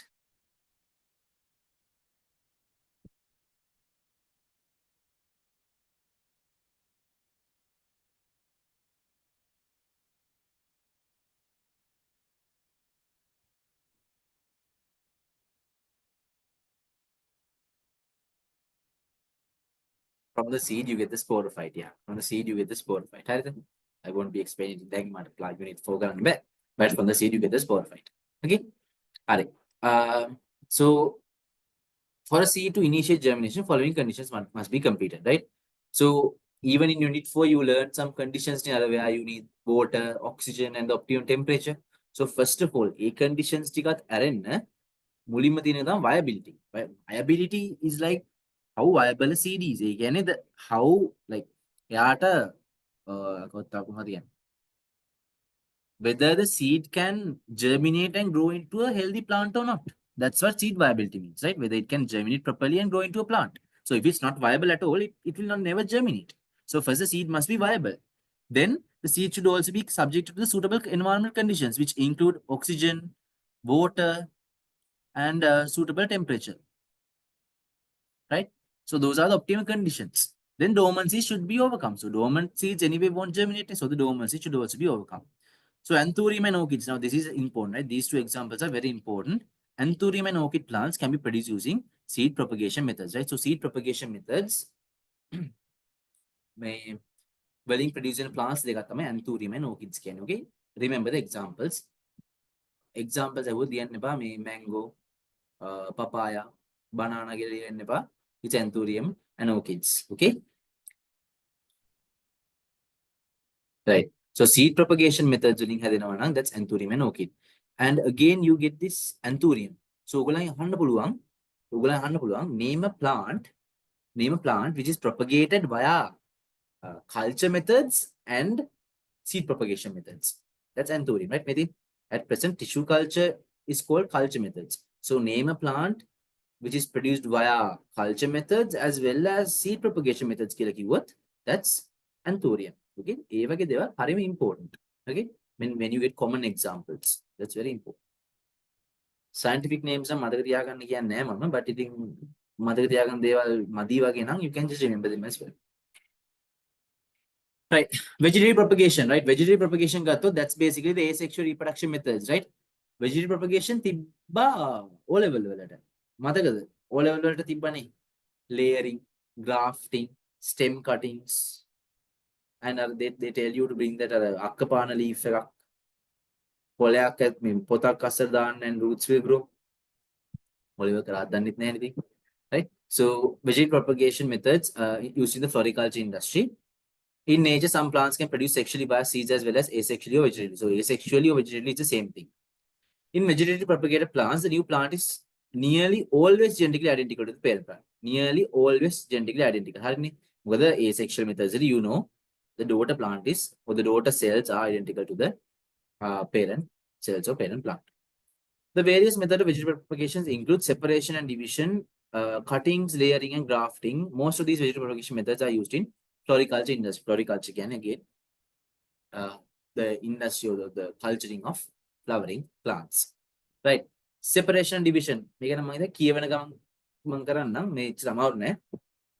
Separation is a propagation method where naturally detachable structures such as rhizomes, bulbs, and combs. Right. So inguru pala. Ginger plants thing inguru pala. inguru pala karani. Do you get seeds? Again, inguru කියන්නේ මොකද්ද?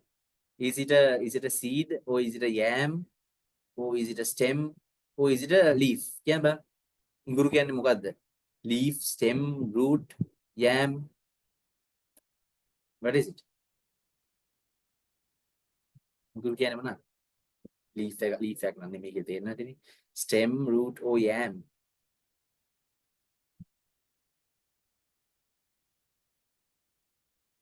I'm getting different answers. සමහර අය කියන stem කියලා, සමහර අය කියන root කියලා, සමහර අය කියන yam කියලා. උගලන leaf කියලා කියන කවුරුද? නැත්නම් fruit කියලා කියන්නේ fruit. අම්බ ගෙඩි කඩනවා වගේ ඉඟුරු කඩනවද දන්නේ නැහැ.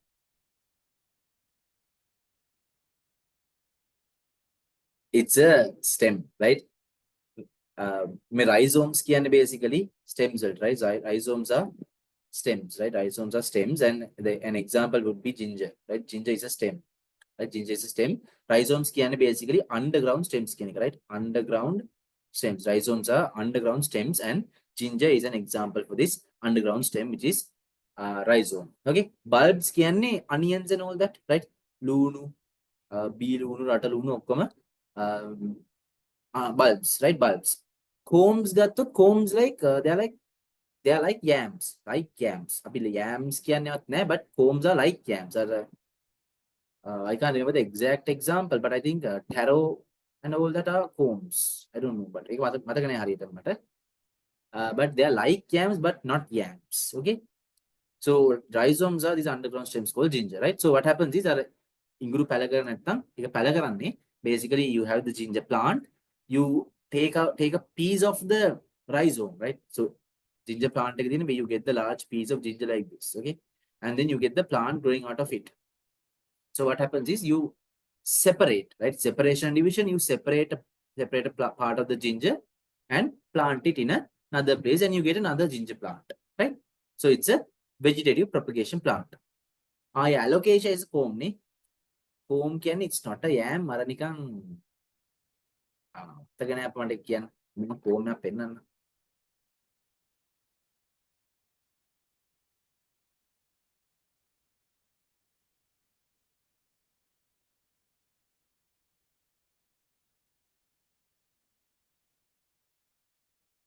A rounded underground storage organ present in plant. So it's like a yam, but not a yam. Okay. Yeah. මේක නිකන් දැනන් ඉන්නකො generally නිකන් ලොකු වෙලි තන්න ඕනේ නැහැ. Inhaler is a but the comb. Ah, okay. What about Niangalal? I know it's poisonous. Yeah, turmeric is also planted same as ginger. Turmeric is also planted like that, where you take a piece of turmeric and plant it in a pot, and you get the plant. So you got ginger again plant. Okay. So during division, it involves cutting or dividing the plant into sections with both roots and stems. So basically, main ginger කියන්නේ underground stem එකනේ. And these are the leaves that are budding out. මේ තියෙන leaves ටික, right? These are the leaves. So you get the roots like this. ඔයාලා දැකලා තියෙන ඉඟුරු පැලවල you get these roots coming out like this, right? So when you cut a section, when you cut a certain section, you need to extract part of the stem as well as part of the root. හරිනේ? And then you can plant it. නිකන් roots ටික අයින් කරලා stem එක විතරක් ගන්න බෑ. You need to extract part of the stem. So this is the stem, this is the stem part, and these are the roots that you extract. Right? So during division, it involves cutting or dividing the plant into sections with both roots and stems. Right? So stolons and rooted runners. So rooted runners කියන්නේ නිකන් ගොටුකොළ වගේ. Right? ගොටුකොළ වගේ දේවල් තමයි rooted runners කියන්නේ. Right? Rooted runners කියන්නේ basically it starts from one place and it starts to grow, and then in the place where it touches the ground, it grows roots. Those are what you call rooted runners. ගොටුකොළ වගේ දේවල් දැකලා තියෙන්නේ. They like spread along the ground. So basically, initially they just started from one place or one plant, and then as they spread along the ground, they start rooting from the stem at the place where they touch the ground. Right? Okay. So separation division can you separate a part of the plant, which includes the stem and the roots, and plant it in another place. Right? Is that clear? Is that clear?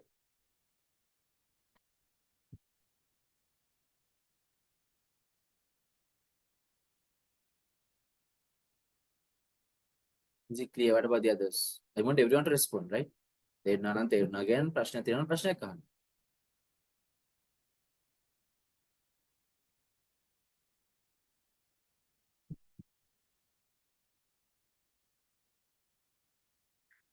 Right. Okay. So examples are comb වලට alocasia, colocasia, gladiolus, runners වලට spider plant එක තියෙනවා. Stolons වලට cynodon grass species mentha කියන්නේ mint. Right? So just generally remember at least one of the examples, right? අපිම ගන්න එකක්වත් මතක තියාගන්න. Right? Cuttings නම් ඔයගොල්ලෝ දන්නවා you might have planted these rose trees, rose plants, trees, rose plants. Rose plants, you cut it, you cut off a branch and plant it, and it grows to another plant, right? So ඒක වෙන්නේ basically you just cut a part of the stem and you can grow it into a new plant, right? So cutting propagation is one of the most important clonal regeneration techniques used in horticulture industry for ornamental plants, fruit and fruit trees. Adventitious roots, right? Now that's it. That is important. That is what are adventitious roots? What are adventitious roots?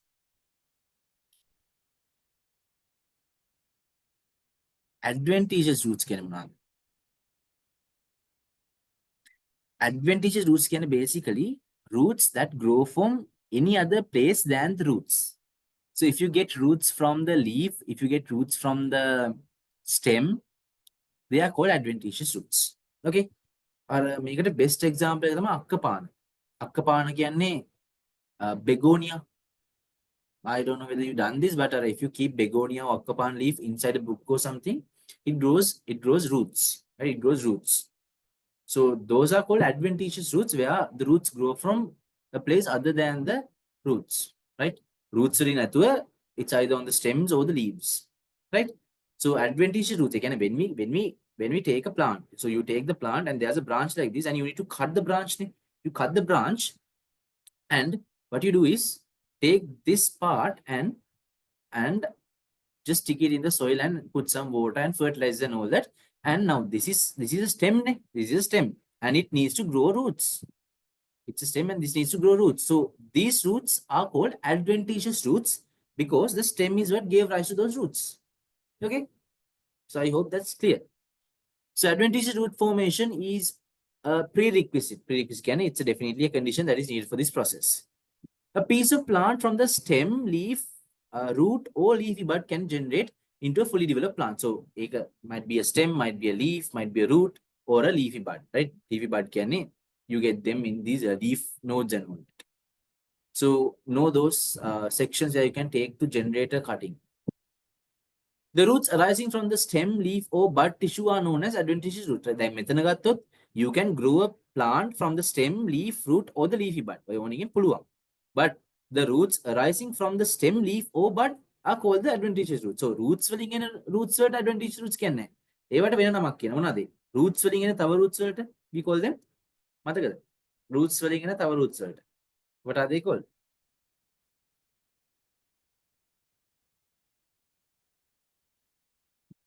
Not tap roots. We call them lateral roots, right? The pericycle can form lateral roots. So we call them lateral roots, right? Lateral roots in root swelling. Adventitious roots in from the stem, leaves, or the buds. Right. So you get examples. So basically, roses, piscus, dracena, African violets, and croton. I know roses, that's all. I'm going croton. So they can be formed by these stems, leaves, or leafy bud. Although stem and leaf bud cuttings need only a new adventitious root system to be formed, for root and leaf cuttings, both the new shoot system and the root system needs to be formed. Okay. So මේගොල්ලන්ට stem and leaf bud cuttings වලට adventitious roots තිබ්බම නැති, but for the root and leaf cuttings, both the shoot system and the root system needs to be formed. So propagation via leaf cuttings, begonia is Akapana, African violets, and snake plant, right? So those are important, right? So cuttings there now. So these are the steps. You get the steps A, B, C, D. Choosing a suitable leaf and trimming the petiole as required. Petiole කියන්නේ you get the plant, you get the petiole which joins the leaf to the plant. So this part is called the petiole, right? Megata petiole.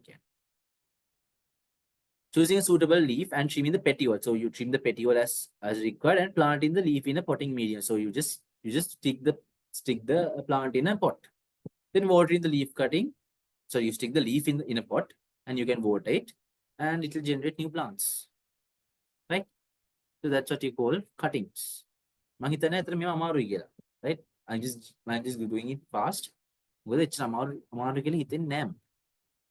Okay. Right. Layering. Layering කියන්නේ something like this. So you get the plant like this, you get the parent plant like this. So what you do is take a stem, mostly the stem, and you bury it in the soil. Right? So this is the soil.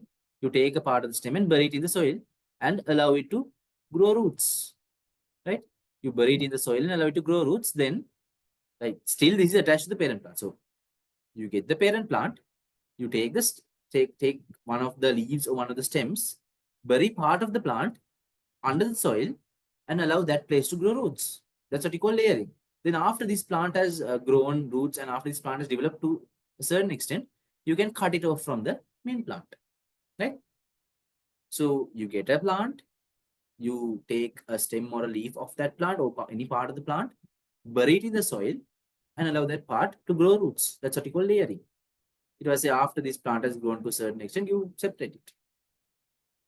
A method of vegetation propagation where stems are rooted while attached to the parent plant. So it's the stems that you root, leaves down, but it's the stems where you can directly root them.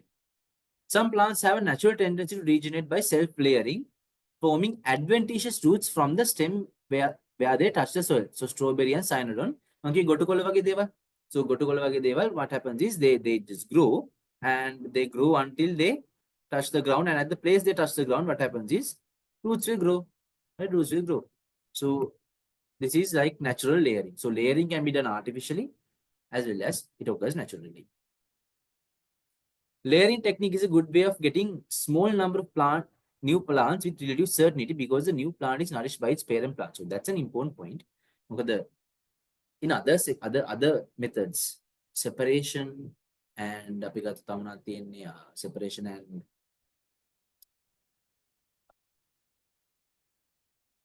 separation and stem cuttings. Separation stem cuttings you have to separate that stem or the root from the parent plant and plant it. We can't guarantee whether they get the nutrients properly and all that. But in layering, the new plant which is supposed to grow is still attached to the parent plant. So when that happens, it gives us a certain certainty that this plant will grow because it's still attached to the parent plant. So the required nutrients and all that are supplied, right? So it is nourished by its parent plant until roots are formed and rooted. Example, roses and hibiscus. Right. So layering can egg. මම මේ පාට එකත් ඉවරලාම break එකක් දෙන්නනේ. ප්‍රශ්න නැහැ නේ. Are you guys tired? මාන්සිද? මාන්සිද නැහැ නේ.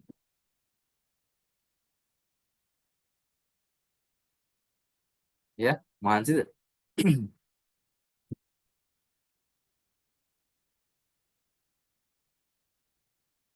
ඔව් නියම ගන්න ගොඩක් මාන්සිය තියෙන එක දිගට කතා කරලා. ඕකේ. මාන්සිය නා බ්‍රේක් ඕනේ නැද්ද? ඕකේ බ්‍රේක් ඕනේ නැත්තම් ප්‍රශ්නේ නැහැ.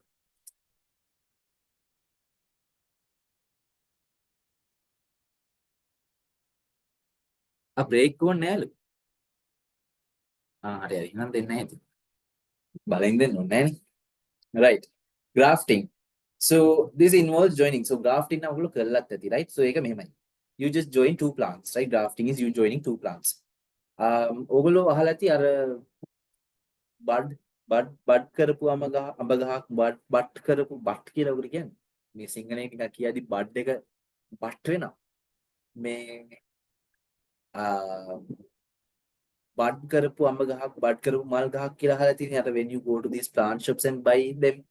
So what they do is දැන් හිතන්න you get a plant which has a good root system and a good stem, right? You get a plant which has a good root system and a good stem. But the leaves and the branches and all that are not actually very good. And they don't provide anything as well.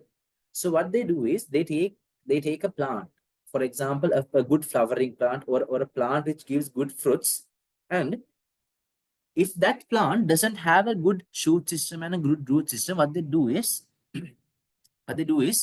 they will take that plant. So basically, you get two plants like this, okay? Right. So this has all these flowering plant. So these are flowers in blue, okay? But flowers, and you get fruits as well, right? Okay. So you can see this part is good, but this part is not very strong again. Okay. Then you get another plant which has a very good root system and a very good stem, But I think leaves him with So what happens is during grafting, ජාති දෙකක් තියෙනවා. එකක් bud grafting අනිත් එකේ මම නම මතකයි. Bud grafting and මම අනිත් එක නම මතකයි. කොහොමද මේ ජාතිය තමයි අනිත් එක. Right? So what we do is cut it from here and join these two. Right? So it's like a union of two plants, right? It's like a union of twig grafting. Okay, ඔය තියෙන බඩු. So you get the bud grafting and the twig grafting, right? මෙතන twig එක. You can see this is a twig. It's a twig. So මම generally කියන හරිය මේ මුළු පැලේම ගලවල මුළු එකම ගිහලා අතන හිටවන්නේ නැහැ. හරිද? මේකෙන් සමහරලාට පොඩි branch එකයි ගන්නෙ. මේ ඉතින් ඔයගොල්ලෝ නිකන් හිතන්න එපා මුළු පැලේම ගිහිල්ලා අතන හිටවනවා කියලා. හරිද? මේ they don't cut this entirely as well, right? So what they do is හරියටම කියනවා නම් they make a small incision, take out a small twig, right? Twig grafting and twig එකක් නිසානේ, right? And they create a small pocket like thing here. With a pocket tag, they insert the twig. Or sometimes they cut off a branch and insert the twig into that place where they cut off. So this part which provides the root system and the strong stem system is called the stalk. This is called the stalk. And the new plant that you bring in and attach to this is called the scion. Right? It's called the scion. Right? The stalk again. It's like idea. It's very strong and all that. So the good root system and the shoot system is in the stalk, and you get the scion, which is basically the plant with the favorable characteristics, right? Only fruit stick and flower stick in scion. So this is called grafting, and making important you need to you need to make sure that the cambium of the scion and the cambium of the stalk come into close contact with each other, right? AI, because the cambium is where new cells are generated, right? Matakaini cambium kinega. You get the vascular cambium and the core cambium, right? So you need to make sure that the cambium of the scion and the cambium and the stalk come into close contact with each other, because that is where new cells are generated. And if they're not in close contact with each other, these plant cells will not fuse. Or the scion and the stalk will not fuse, right? They will not fuse. If they don't fuse, they will not function as one plant, right? So basically, after the grafting is successful, they should fuse and function as one plant. Okay, that's what's meant by grafting. So keval balu, grafting, this involves joining two separate plants so that they later function as one healthy plant that has the best characteristic of the two parent plants. So a root system is provided by one plant known as the rootstock or the understock, and the desired top part by the other plant known as the scion. So roses varat kana. Roses hemaret diminani. Yeah, hemakim. During a graft union, right? During a graft union, when joining a stock with a scion, it is vital that the cambium of the scion is placed in close contact with the rootstock cambium. Initially a callus, massive undifferentiated parenchymal cells. Sorry, anything? Cambium will generate new cells. It has this meristematic function, right? So when you place the uh, cambium of the scion with close contact with the cambium of the stalk, what happens is now a mass of undifferentiated cells or a callus is being formed. Then that will lead to the union of the scion and the stalk, right? So a bridge is formed, a callus bridge is formed between the scion and rootstock in a successful graft. These callus cells are originated from the scion and the rootstock. Again, they came a cambium ring, you get the callus, and then that leads to a successful graft where they form a bridge. Okay. So procedure making a side approach graft. So side approach graft can basically mean it's like you take a branch of the stalk and make a small incision and insert the twig, right? You get a side approach again, right? Pattacking product insert kana twig එක, right?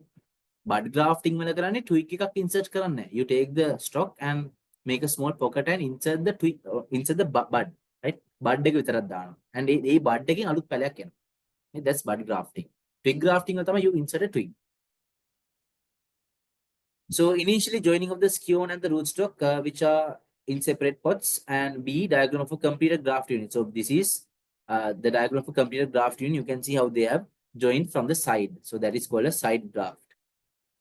Dotted plant indicates the scion. Made attached karu plant. So it's the scion and the other one is the rootstock, right? Rootstock.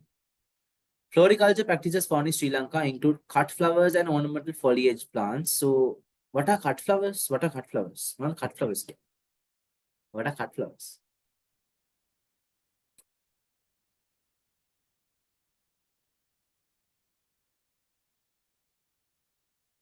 What are cut flowers?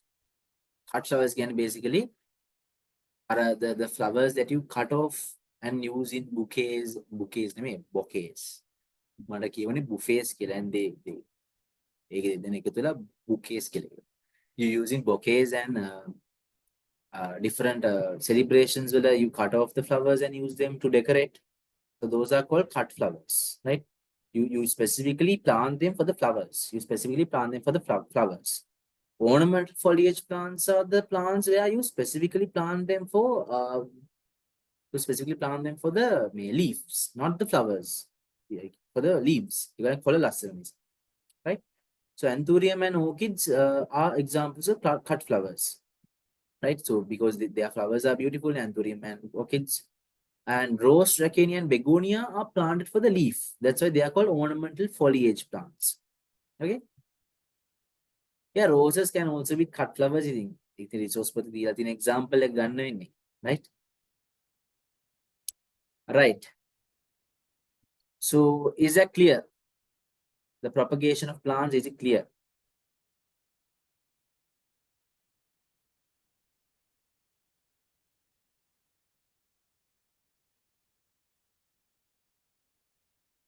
Is it clear? What about the others? Is it clear?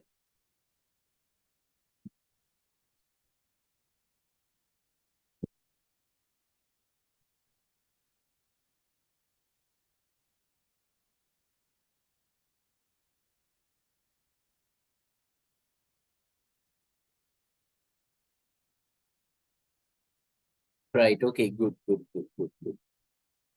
So we'll do some questions and take a break, ne? Question and I mean, you guys just have to listen. I have to be the one who's talking, ne? Of course, you shouldn't have an issue. Let's see what we have.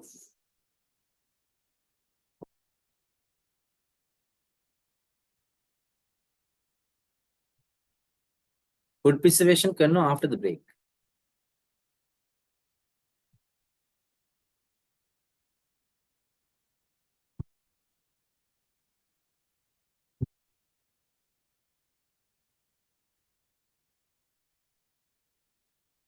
Right. Try this question. It's the 40th question in the 2022 era. Okay.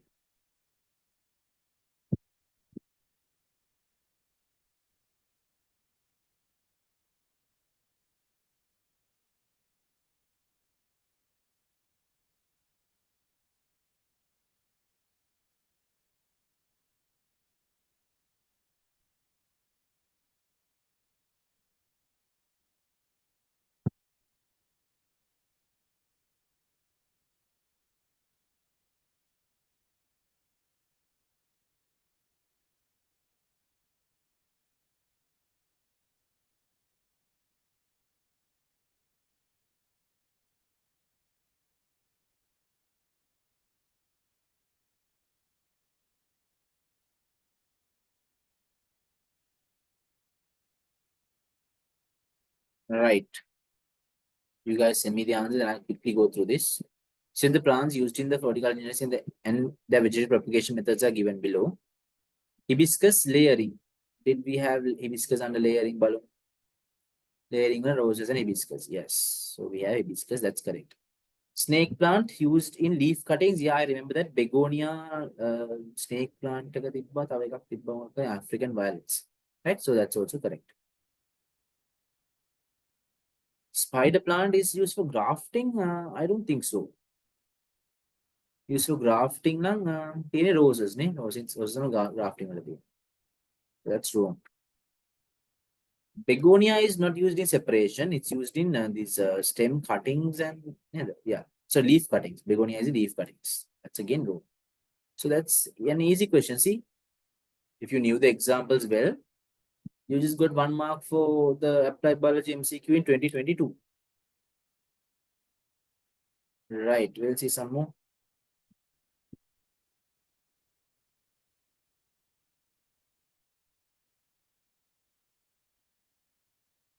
Usually examples right? Graph vegetative propagation methods examples Right, try this.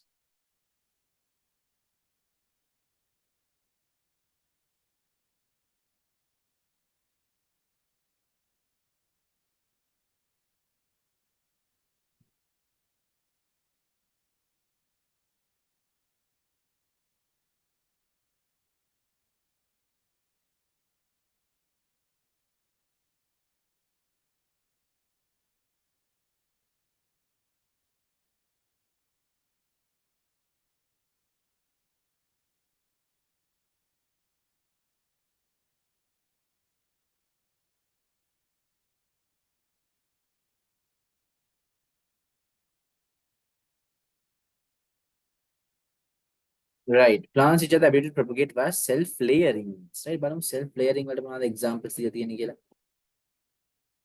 self-layering you get strawberry and cyanodon, right? Self-layering strawberry and cyanodon. So the answer is the fifth one, right? Strawberry and cyanodon. Okay, good.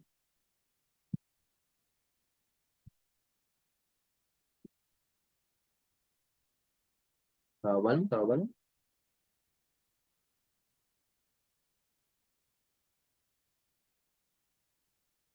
This is an easy one.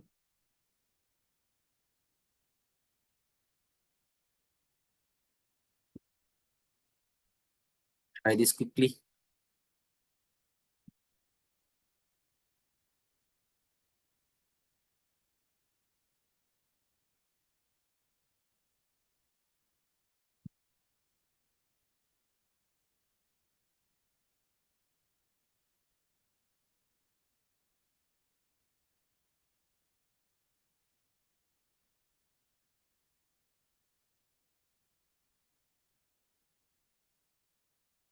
It's seeds. Yeah, right. That's easy. The most common and widely used propagation method is, of course, seeds. That's easy.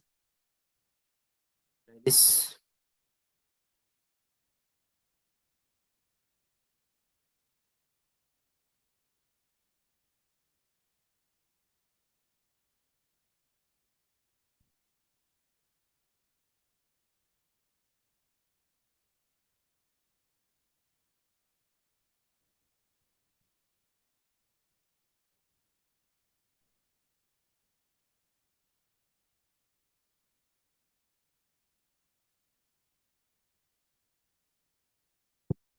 this is a good question. Huh? This is a really, really good question.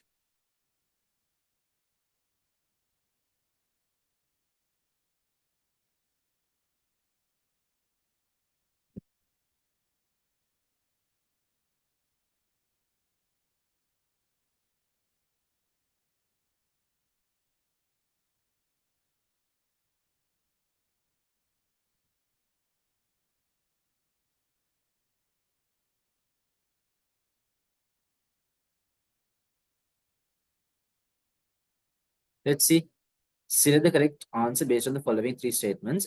Advantageous root formation, cuttings, and layering. A contributes to B only. A contributes to B and sorry, A contributes to C only. A contributes to both B and C. Does not contribute. May contribute to A, but always contributes to B.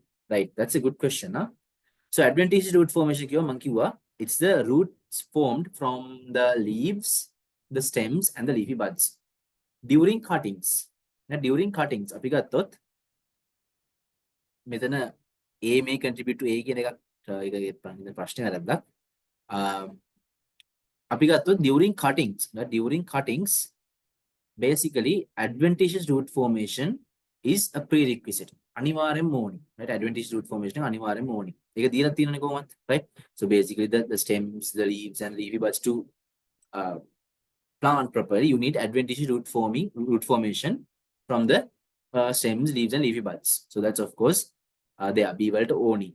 C ගත්තොත් layering. Layering is again මොකද layering කියන්නේ? Layering කියන්නේ you take part of the stem while attached to the parent plant and you root it and roots will grow in the stem. If roots grow on the stem, that is adventitious roots. So එහෙනම් B වලටත් ඕනේ C වලටත් ඕනේ. So it's the third one. Right? Adventitious root formation එකක් තියෙනවා layering වලත්. Because you basically එක කරන්නේ you dig a hole and just put a part of the stem into the hole and close it. Then roots will form in that area. Right? Again layering කියන්නේ. It's given the diagram as well. Maybe you take a part of the stem and root it. So roots will grow in these areas. Right? In these areas, these are adventitious roots that are formed. Right? They are adventitious roots that are formed. So you know, it's correct, right? So A contributes to both B and C. Third one is correct. Okay, one more question.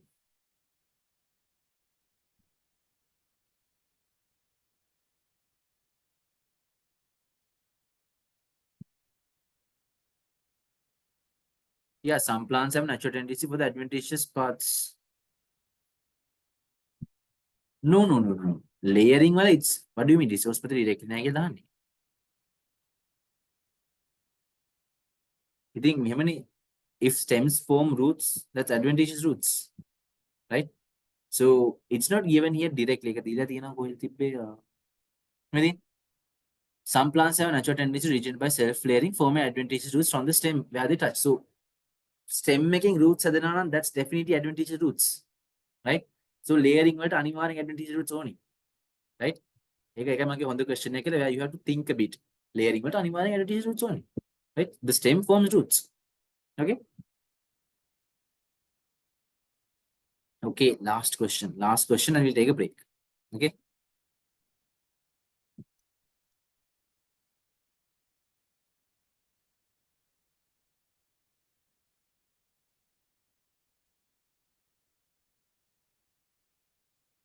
I'll put it around here. Okay, now try the question.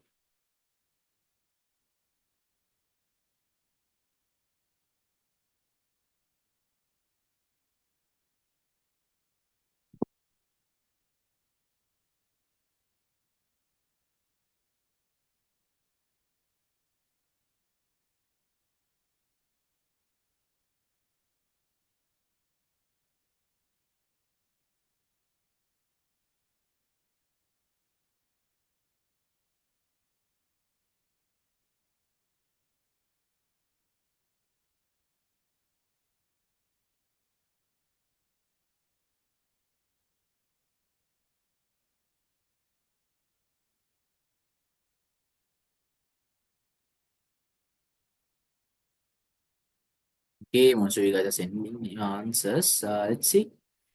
This is the correct sequence of steps involving propagation of leaf cuttings. Okay, දීලා තියෙනවා මෙන්න මෙතන. මෙන්න මෙතන දීලා තියෙනවා. අපි නිකන් කියවලා ගන්න බලමු. So of course, you should choose a leaf first.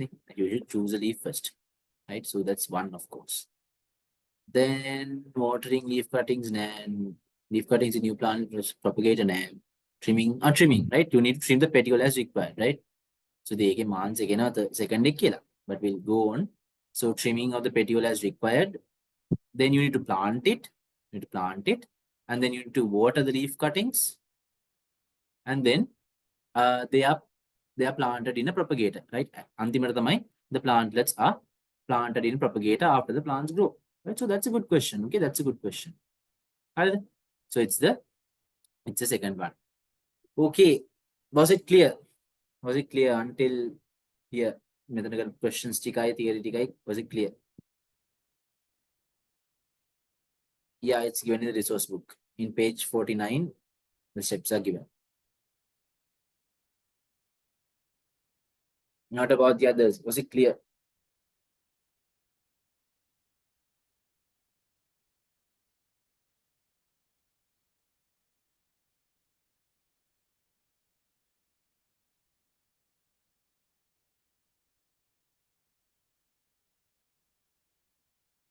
Okay, good, good, good, good. Right, so we'll take a break now. The thing with applied biology is I'm 100% sure that no other teacher has taught this lesson this much. Even I haven't learned it. Actually, this is my first time actually properly learning it while teaching you guys. So I'm 100% sure no teacher has ever taught the lesson this much. And that is my objective actually. More to make a recording so anyone can watch. And like if you're not planning, most students actually give up this lesson. That's the truth. They give up this lesson and no one wants to study it. Right? And yeah, they give up the MCQs and structured lesson and say, right? But I'm sure if you at least listen to what I say, at least listen to what I say, at least listen to what I say, it will get you at least 1 mark.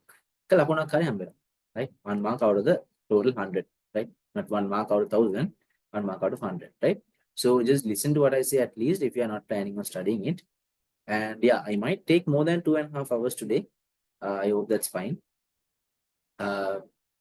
Yeah, so we'll take a break and start again at 9:25 and about 30 minutes. You guys go to 5-hour classes. Right? So we'll start again at 9:25. Yeah, 9:25.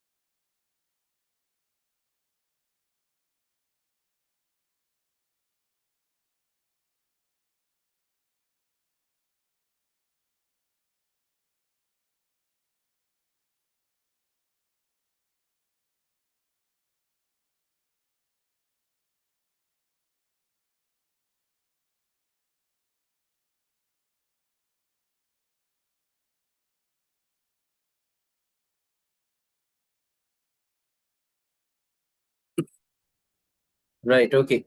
Let's start again. Don't worry, I won't be taking a lot of time. We'll try to do as much as possible. Right. Yeah. Food preservation and post-harvest lessons, right? So anyway, we won't be doing food post-harvest lessons today, but food preservation and the patangamu and pulwangun theorakum, but telang week karum. Right. So food preservation, right? Now, why does food need to be preserved? Right? Food needs to be preserved. Why should it be preserved? Why is food why should food be preserved?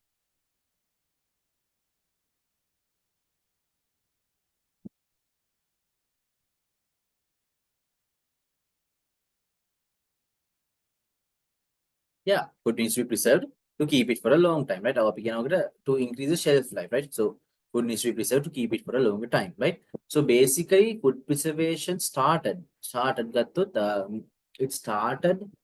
from actually like mainly it's from basically um, every time you harvest a certain crop or something for a certain year, you can eat it. You harvest a certain crop, and for an year, you can eat it. Right? So you eat it during that year, and there are a certain uh, excess. There's an excess, right?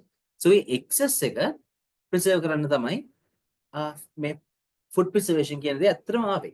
Right? ඒ කියන්නේ so you get food, right? අපි කියන මේකට overproduction of food, right? So the food is overproduced. It sometimes the supply exceeds the demand, right? Sometimes. So එතකොට in order to preserve that excess food, this food preservation is very important so that you can keep the food for a longer period of time, right? So මේකේ හැලි ටික ලොකුවට කියවන්න නැතුව බලමු මේකේ පළවෙනි ටික නම් පොඩ්ඩක් ඕනේ. Right, importance of food preservation.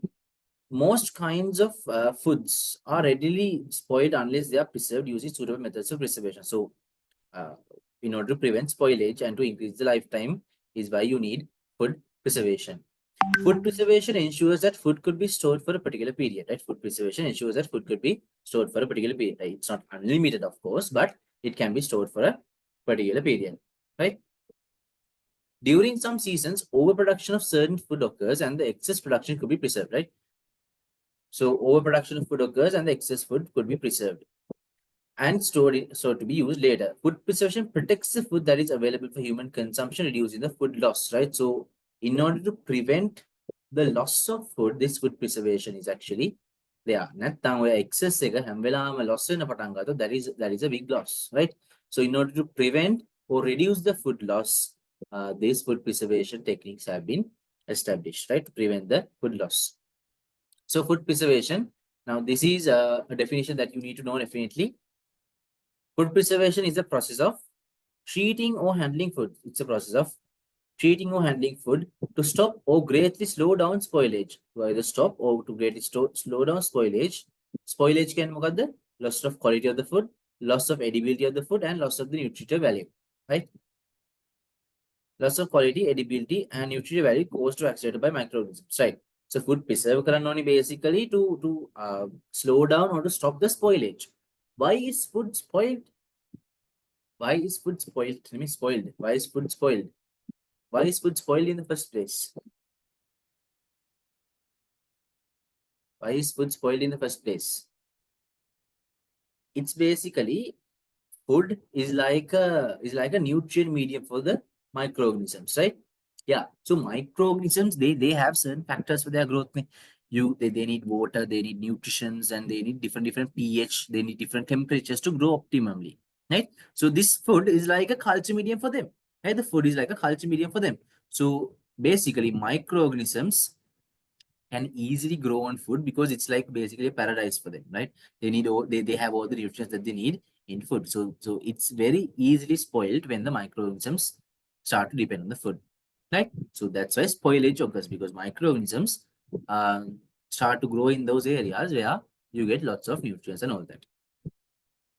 Food could be preserved before undergoing spoilage under suitable techniques which could prevent unnecessary wastage and contribute greatly to meet requirement of growing human population. Right, so ඒ වගේ නම් වැඩක් නෑ ලොකුවට තියෙන දේ නම් but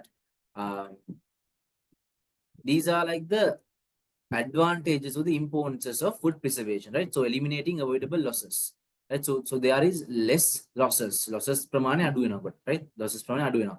Then you can make more nutritive food items from low grade raw commodities using proper processing fortification. So basically, our excess taking, right? From the excess, after you preserve that excess, you can make more nutritive food from that excess using proper processing and fortification, right? So eva ke process පාවිච්චි කරලා you can convert that preserved food into a very nutritive food item. Diverting a portion of food materials presently being fed to animals for human consumption by way of processing and fortification කියන එක නම් I don't know ඒක නම් ඇයි තියෙන්නේ කියලා. ඒක නිසා එතන ඒ පොයින්ට් එක නම් මට අතම ෂුවර් නැහැ මොකටද තියෙන්නේ කියලා. මොකද එතන food preservation එකක් නෑ ලොකුවට. That's basically telling us to uh, divert more food to the humans than giving them to animals again, right?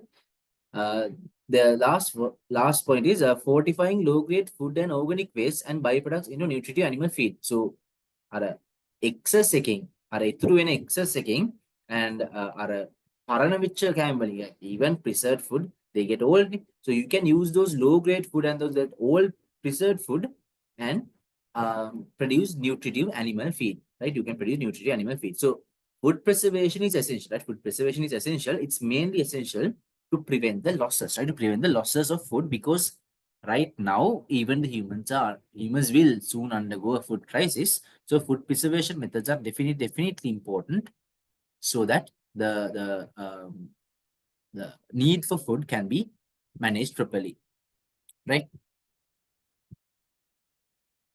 What is fortification? Fortification කියන්නේ මෙහෙම එකක්ද? This is again fortification කියන්නේ එක මම ෂුවර් නෑ නේ බලන්න. Fortification නේ.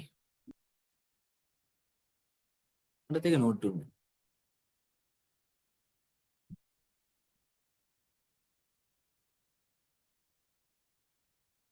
It's like enrichment of food, something like that. Enriching food with nutrients and name there, right? Fortifying low grade food means you enrich the food with these new nutrients and all that, right? It's something like that, okay, according to Google, right? So yeah, all right. So මෙතන නම් it's a ලොකු important නැහැ, but if you can try to remember these importances, right? Importance මත තියාගන්න. Like now this is important, principles of food preservation. That is very important, right? So principles of food preservation, food preservation can basically preventing food from being spoiled, right? Food preservation can preventing the food from being spoiled. So who causes spoilage? Food preservation is preventing the food from being spoiled. Who causes spoilage? Microorganisms. Then if you prevent microorganisms, then will food grow? Sorry, will food spoil? No, if you prevent the microorganisms, will food be spoiled? No. Right? So the principle of food preservation, there are three basic principles. එකක් තමයි you can just completely prevent the entry of microorganisms, right? If microorganisms do not enter, spoilage does not occur, right? So food preservation can preventing spoilage in microorganisms. Then if you address the main issue, which is microorganisms, then you can preserve the food. So එකක් තමයි preventing the entry of microorganisms, then food won't spoil. අනිත් එක තමයි, now if microorganisms have already entered and if microorganisms are already present, we can prevent their growth or slow down their growth or slow down the rate at which they spoil the food, right? එකක් එන්න දෙන්නෙම නැහැ. අනිත් එක, if they are already in the food, we can slow down their growth and reproduction and all that. අනිත් එක තමයි, දැනට if they are in the food, you can just kill them and remove them, right? So those are the three principles of food preservation. So you can just connect it. ලස්සනට connect කරන්න පුළුවන්. Food preservation is the preventing of spoilage. If spoilage occurs due to microorganisms, and if you prevent microorganisms, you can easily prevent food spoilage. So the three basic principles are preventing the entry of microorganisms, prevention of the growth and activity of microorganisms in the food, and remove or killing the microorganisms in food. Right? Is that clear? Is that clear? Is that clear?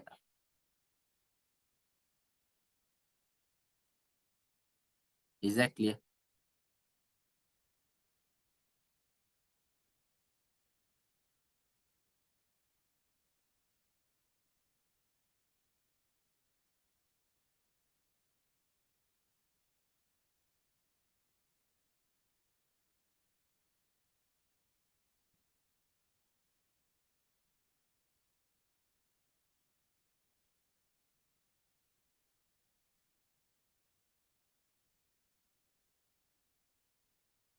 Right. Okay, good, good, good, good. Right. There was one past paper question. Let me put it up for you guys to do. Try this. It's on the 2017 LL paper, the 29th question.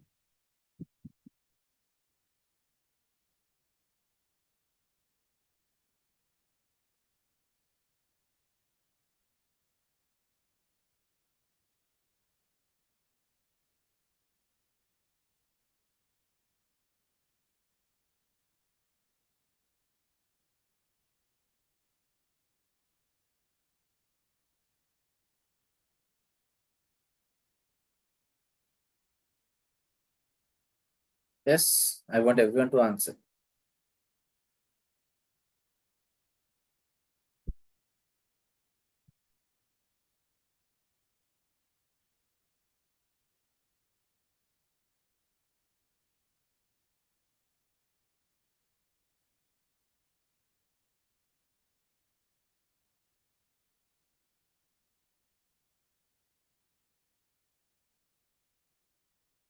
එච්චට හිතන්න ඕනි. අද පස්සේ හම්බෙනවත් ඇති කෑනින් I can't remember exactly but මම හිතන්නේ හම්බෙනවා කියලා. But canning ගැන බලමු. So canning ගැන basically like you get canned fish, you get canned mushrooms, you get canned corn, you get different canned beans even, right? So canning ගත්තොත් okay it prevents the entry of microorganisms into food, right? Canning food, it prevents the entry of microorganisms into food. So A is of course correct. Prevention of growth and activity of microorganisms in food. That can be considered correct, right? That can be considered correct. Why is that? Because when you can food, you add different substances and all that, right? You add different chemicals and you add different some like salts and all that, alcohols and all that. You acids and all that. You add them into the cans, right? So prevention of growth and active microorganisms in food, yes, that's also correct, right? Because you add different things to cans. Removal or killing of microorganisms in food, I don't think that's correct. You don't exactly kill the microorganisms, right? You don't remove the microorganisms, right? It's basically preventing the entry and prevention of growth and activity of microorganisms. Right? You don't kill them, right? So I think the best option would be the second answer. Okay, I think the best option should be the second answer. So you ප්‍රශ්න එන්න බැරි නේද මේක pass එක question එකක් නේ, right? So just try to understand these things. Understand, then study, right? Third one, because canning a food item doesn't definitely like එතනින් අපේ idea එක නෑ that the microorganisms are killed or removed කියන එක. Preventing entry හරි and preventing the growth and activity of microorganisms because you add different substances with them. But you can't actually removal or killing එකක් නෑනේ when you can food just. always හිතලා බලන්න canning of food ගත්තොත් removal or killing එකක් නෑනේ එතන. So that's why I think A and B are the best options. Okay.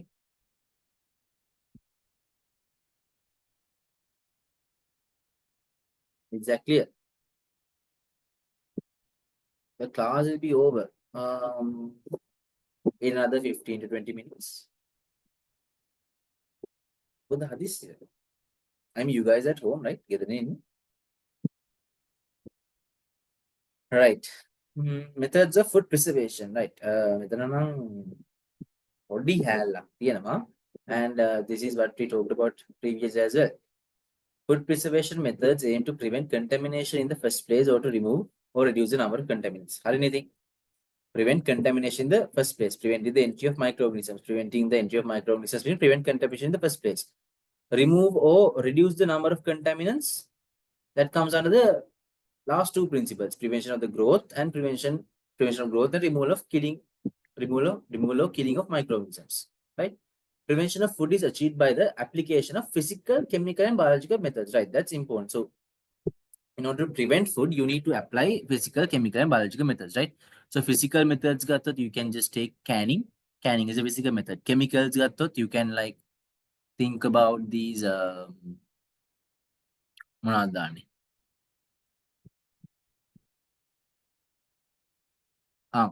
these මොනවද මේ acids, acidic acid or vinegar වල එහෙම, yeah, preservatives, additives එහෙම you get the acids and all that added. Biological methods නම් මොනවද තියෙන්නේ? Biological preservation methods, biological methods Biological methods. මාට ඔලුවට එන්නේ biological methods නම් මොනවද කියලා. But physical and chemical නම් තියෙනවා. Right? The techniques may be applied separately or in combination. Microorganisms need a source of food. Alright, so monkey, why spoilage occurs? This is why spoilage occurs. Right? This is why spoilage occurs. Microorganisms need a source of food and water, and they also need a suitable pH and temperature to grow. So if those conditions are present in food, or basically food is basically paradise for microorganisms, right? They have all the necessary nutrients, water, necessary pHs, necessary temperatures, right? So one of the several. Food spoils due to microorganisms. And why does microorganisms grow on the food? Because they have all the necessary conditions, right? They have all the necessary conditions. If those conditions are taken out, will microorganisms grow? No, right? So food preservation is basically due to microorganisms. Food preservation is preserved to prevent spoilage. Spoilage is due to microorganisms. And then microorganisms grow on the food and spoil them because they have all the necessary nutrients and water to basically live there. If you take out the conditions that are allowing them to live there, that means basically you can preserve the food, right? So it's simple as that. Fermentation. Fermentation might be biological. Fermentation might be biological because microorganisms are used. That's good, right? Fermentation might be biological. Even when producing wines, that's a method of preservation. Fermentation, that's a good idea. Yeah, biological agents are used. That's correct. Pasteurization is biological. Pasteurization. It's somewhat biological, but not. We'll see. Right. Drying, of course, drying. So drying where you preserve food, how you preserve the food by taking out the essential components, right? You take out the living conditions that are needed for the microorganisms to grow, right? That's how you preserve the food. You take out the conditions needed for the growth of microorganisms, right? So within one or several of the living conditions needed for the growth of the microorganisms have to be removed by the food preservation technique, right? So what does drying remove? Now I'll give you the condition. You need to mention what condition it removes. What does drying remove? What does drying remove? Or what condition does it remove?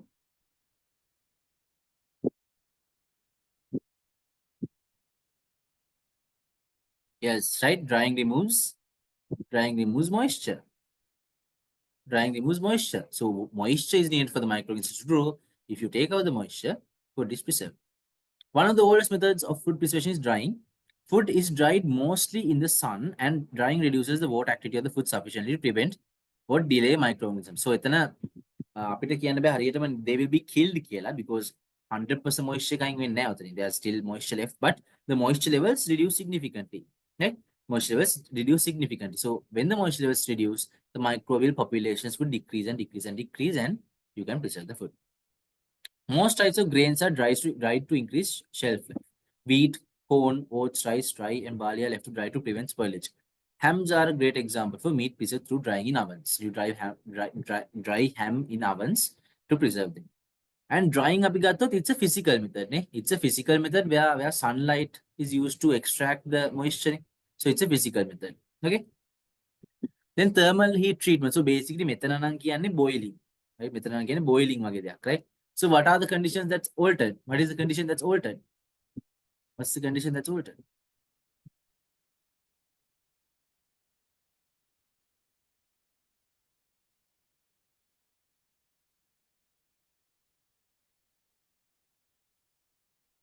What's the condition that's altered during thermal treatment?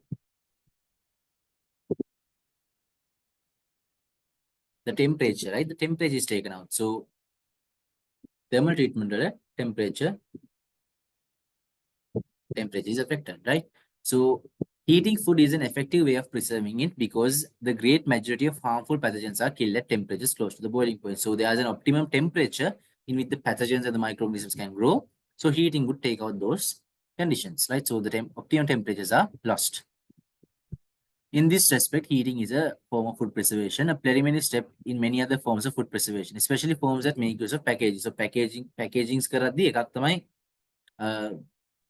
the food that is supposed to be packaged is heated, or basically it's cooked, right? Sometimes it's cooked even. අපි ගත්තොත් sausages එහෙම ගත්තොත් I think they are cooked before packaging, right? So ඒ වගේ some food sorry, some food is basically cooked before they are being packaged, right? So is to heat the food to temperature sufficiently high to destroy pathogens. In many cases, food is actually cooked prior to being packaged and stored. So that's basically altering the temperature. Pasteurization comes in unit 9, but I'll just tell what it is. Pasteurization ඔයගොල්ලෝ අහලා තියෙන්නේ pasteurized milk කියලා. So we pasteurize milk and තව මොනවාද? Wine වගේ දේවල් you can pasteurize, right? So that is basically applying mild heat. Wine beer නේ, yeah, sorry. Wine, beer වෙනසක් නේද? Beer not wine, sorry. Okay. So pasteurization is like applying mild heat, right? It's applying a mild heat so that it's like now within these you get like the unwanted microbe populations as well as the beneficial microbe populations. So pasteurization is like applying mild heat so that the microbes which cause spoilage are destroyed, but the beneficial ones are kept, right? But the microbes which cause spoilage are destroyed, right? So that's just pasteurization where you apply mild heat. Okay. So again, the temperature is what's changed. Freezing and chilling. Freezing and chilling ගත්තොත් ඕගොල්ලෝ දන්නවා දැන් ඕගොල්ලොනොත් එන සීතල දවසක, right? එන සීතල දවසක ඕගොල්ලොනොත් you don't work much නේ, right? එන සීතල දවසක උනත් කම්මැලි ගමේ ඔහි ඉන්නවනේ. So ඒ වගේ තමයි microorganisms also. When it's too cold or when the temperature is too low, their activity reduces significantly. So even අපි fridge එක ඇතුළට කැම දාලා තියන්නේ microorganisms are there, right? අනිවාර්යෙන් microorganisms are there. But they are not killed as well. Like you can't just freeze them to death. Okay, you can't kill them by freezing. But you can reduce their activity levels significantly so that the rate of spoilage would decrease. Food will spoil, yes, but the rate of spoilage would decrease. Okay, so it is one of the most common of all modern food preservation methods, both commercially and domestically. Examples, refrigerators. Commercial freezing is done in different types of freezers under extremely fast freezing or fast freezing, right? So you need to know this, what fast freezing is. So bringing the temperature of fish or meat down to value between minus 80 to minus 30 degrees Celsius within 15 minutes to 2 hours. Right now, the importance between fast freezing and slow freezing is mega ගොඩක් important මේ sailors ලට. Sailors කියන්නේ fishermen, right? Fishermen. Now they catch fish. They stay in the seas and the oceans for years and they catch fish. And they catch fish. And when they return to the land, sometimes the fish is spoiled.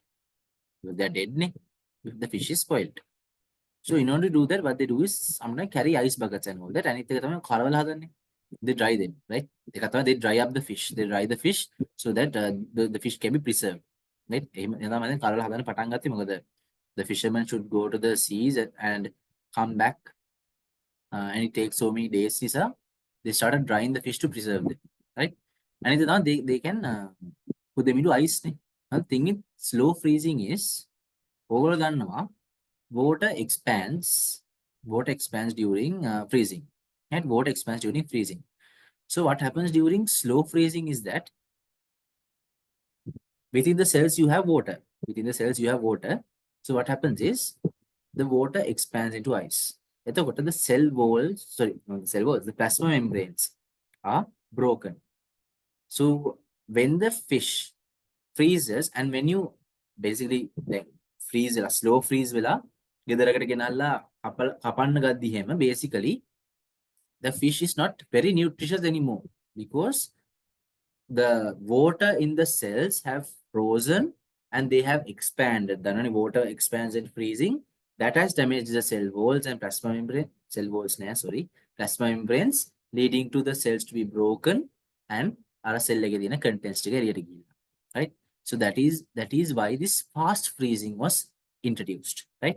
Fast freezing, it doesn't take time to freeze. So there is no time for the water to expand.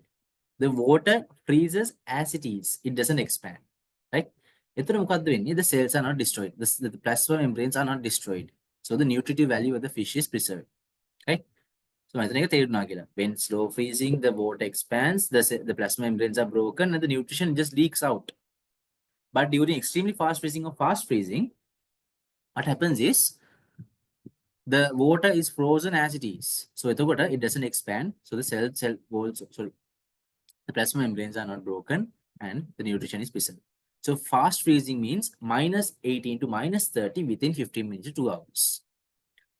Right.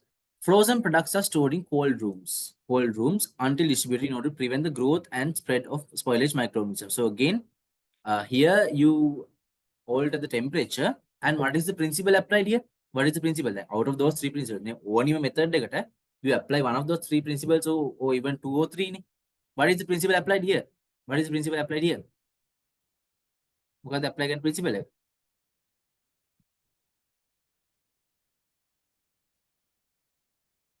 What is the principle you apply here?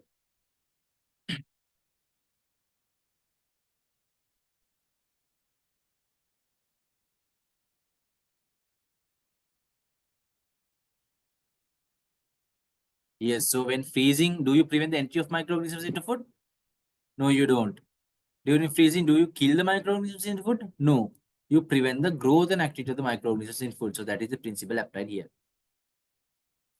Right. Storage of food, fruits, fruit juices, vegetables, fish, meat in refrigerators at low temperatures. Chilling at 4 to 7 degrees Celsius reduces the growth of growth activities and spoilage microorganisms, preserving food for a short period of time. All right. Okay. Is it clear until this place? මෙතන නිකන් තේරුණාද? මෙතන නිකන් තේරුණාද?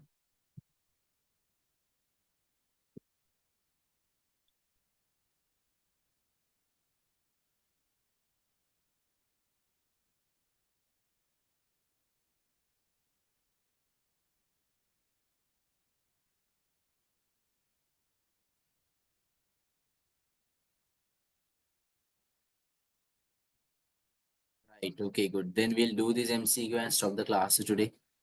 So just try it. Just try it.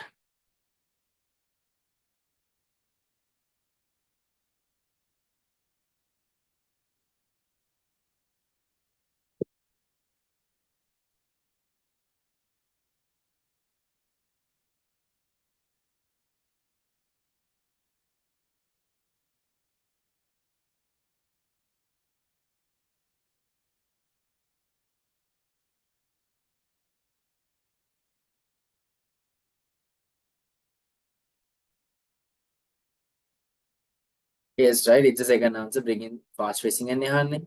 So bring in the temperature down to a value between minus 15 degrees Celsius and minus 30 degrees Celsius within 15 minutes, 2 hours. Right. So that is the answer. Okay. So they might be important. Right. So Medica next week and then we'll do this post harvest losses. I'm hoping to do next week this part, post harvest losses, and one of the most important sections being dengue and filaria, right? Dengue and filaria next week කරනවා. So it's good if you guys can come. මොකද ඒ කැලේ questions ඇවිල්ලා තියෙනවා ගොඩක්. right? ඒ කැලේ questions ඇවිල්ලා තියෙනවා. Second නිසා it's good if you guys can come for that section as well. Right. So I'll ask in general again. So today what we did was we discussed one important section. So එකක් තමයි protected agriculture කරා, but the most important section was tissue culture. Which I took so much time to explain. And then we did a section of food preservation, right? So was it clear? Or do you guys have any questions?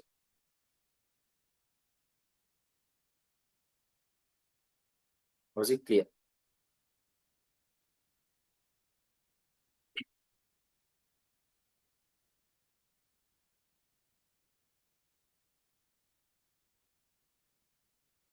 Right. Okay, that's good to hear then. So if you have any doubts, just feel free to send me a message. Okay. Yeah, they might question you with structured essays in this unit. They have actually question. I'll be discussing structured essays if we have time at the end. Hopefully we do have time. Yeah, so we'll see. But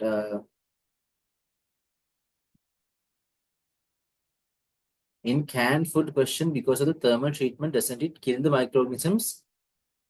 doesn't it kill the microorganisms? එහෙම ගන්නත් පුළුවන්.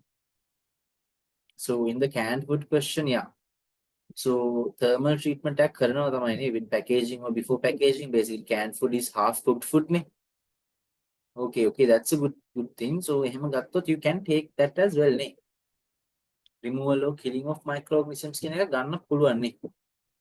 Whether when canned food is produced, they anyway apply heat නේ to cook the canned food. So yeah, I think that can be taken. Okay, that's a good suggestion. Right. Okay, so I'll end the meeting for today. I hope the lesson was clear. We'll meet in the next week then, and just as I said, if you guys can just go through the lesson again and just read it, right? Just read the lesson.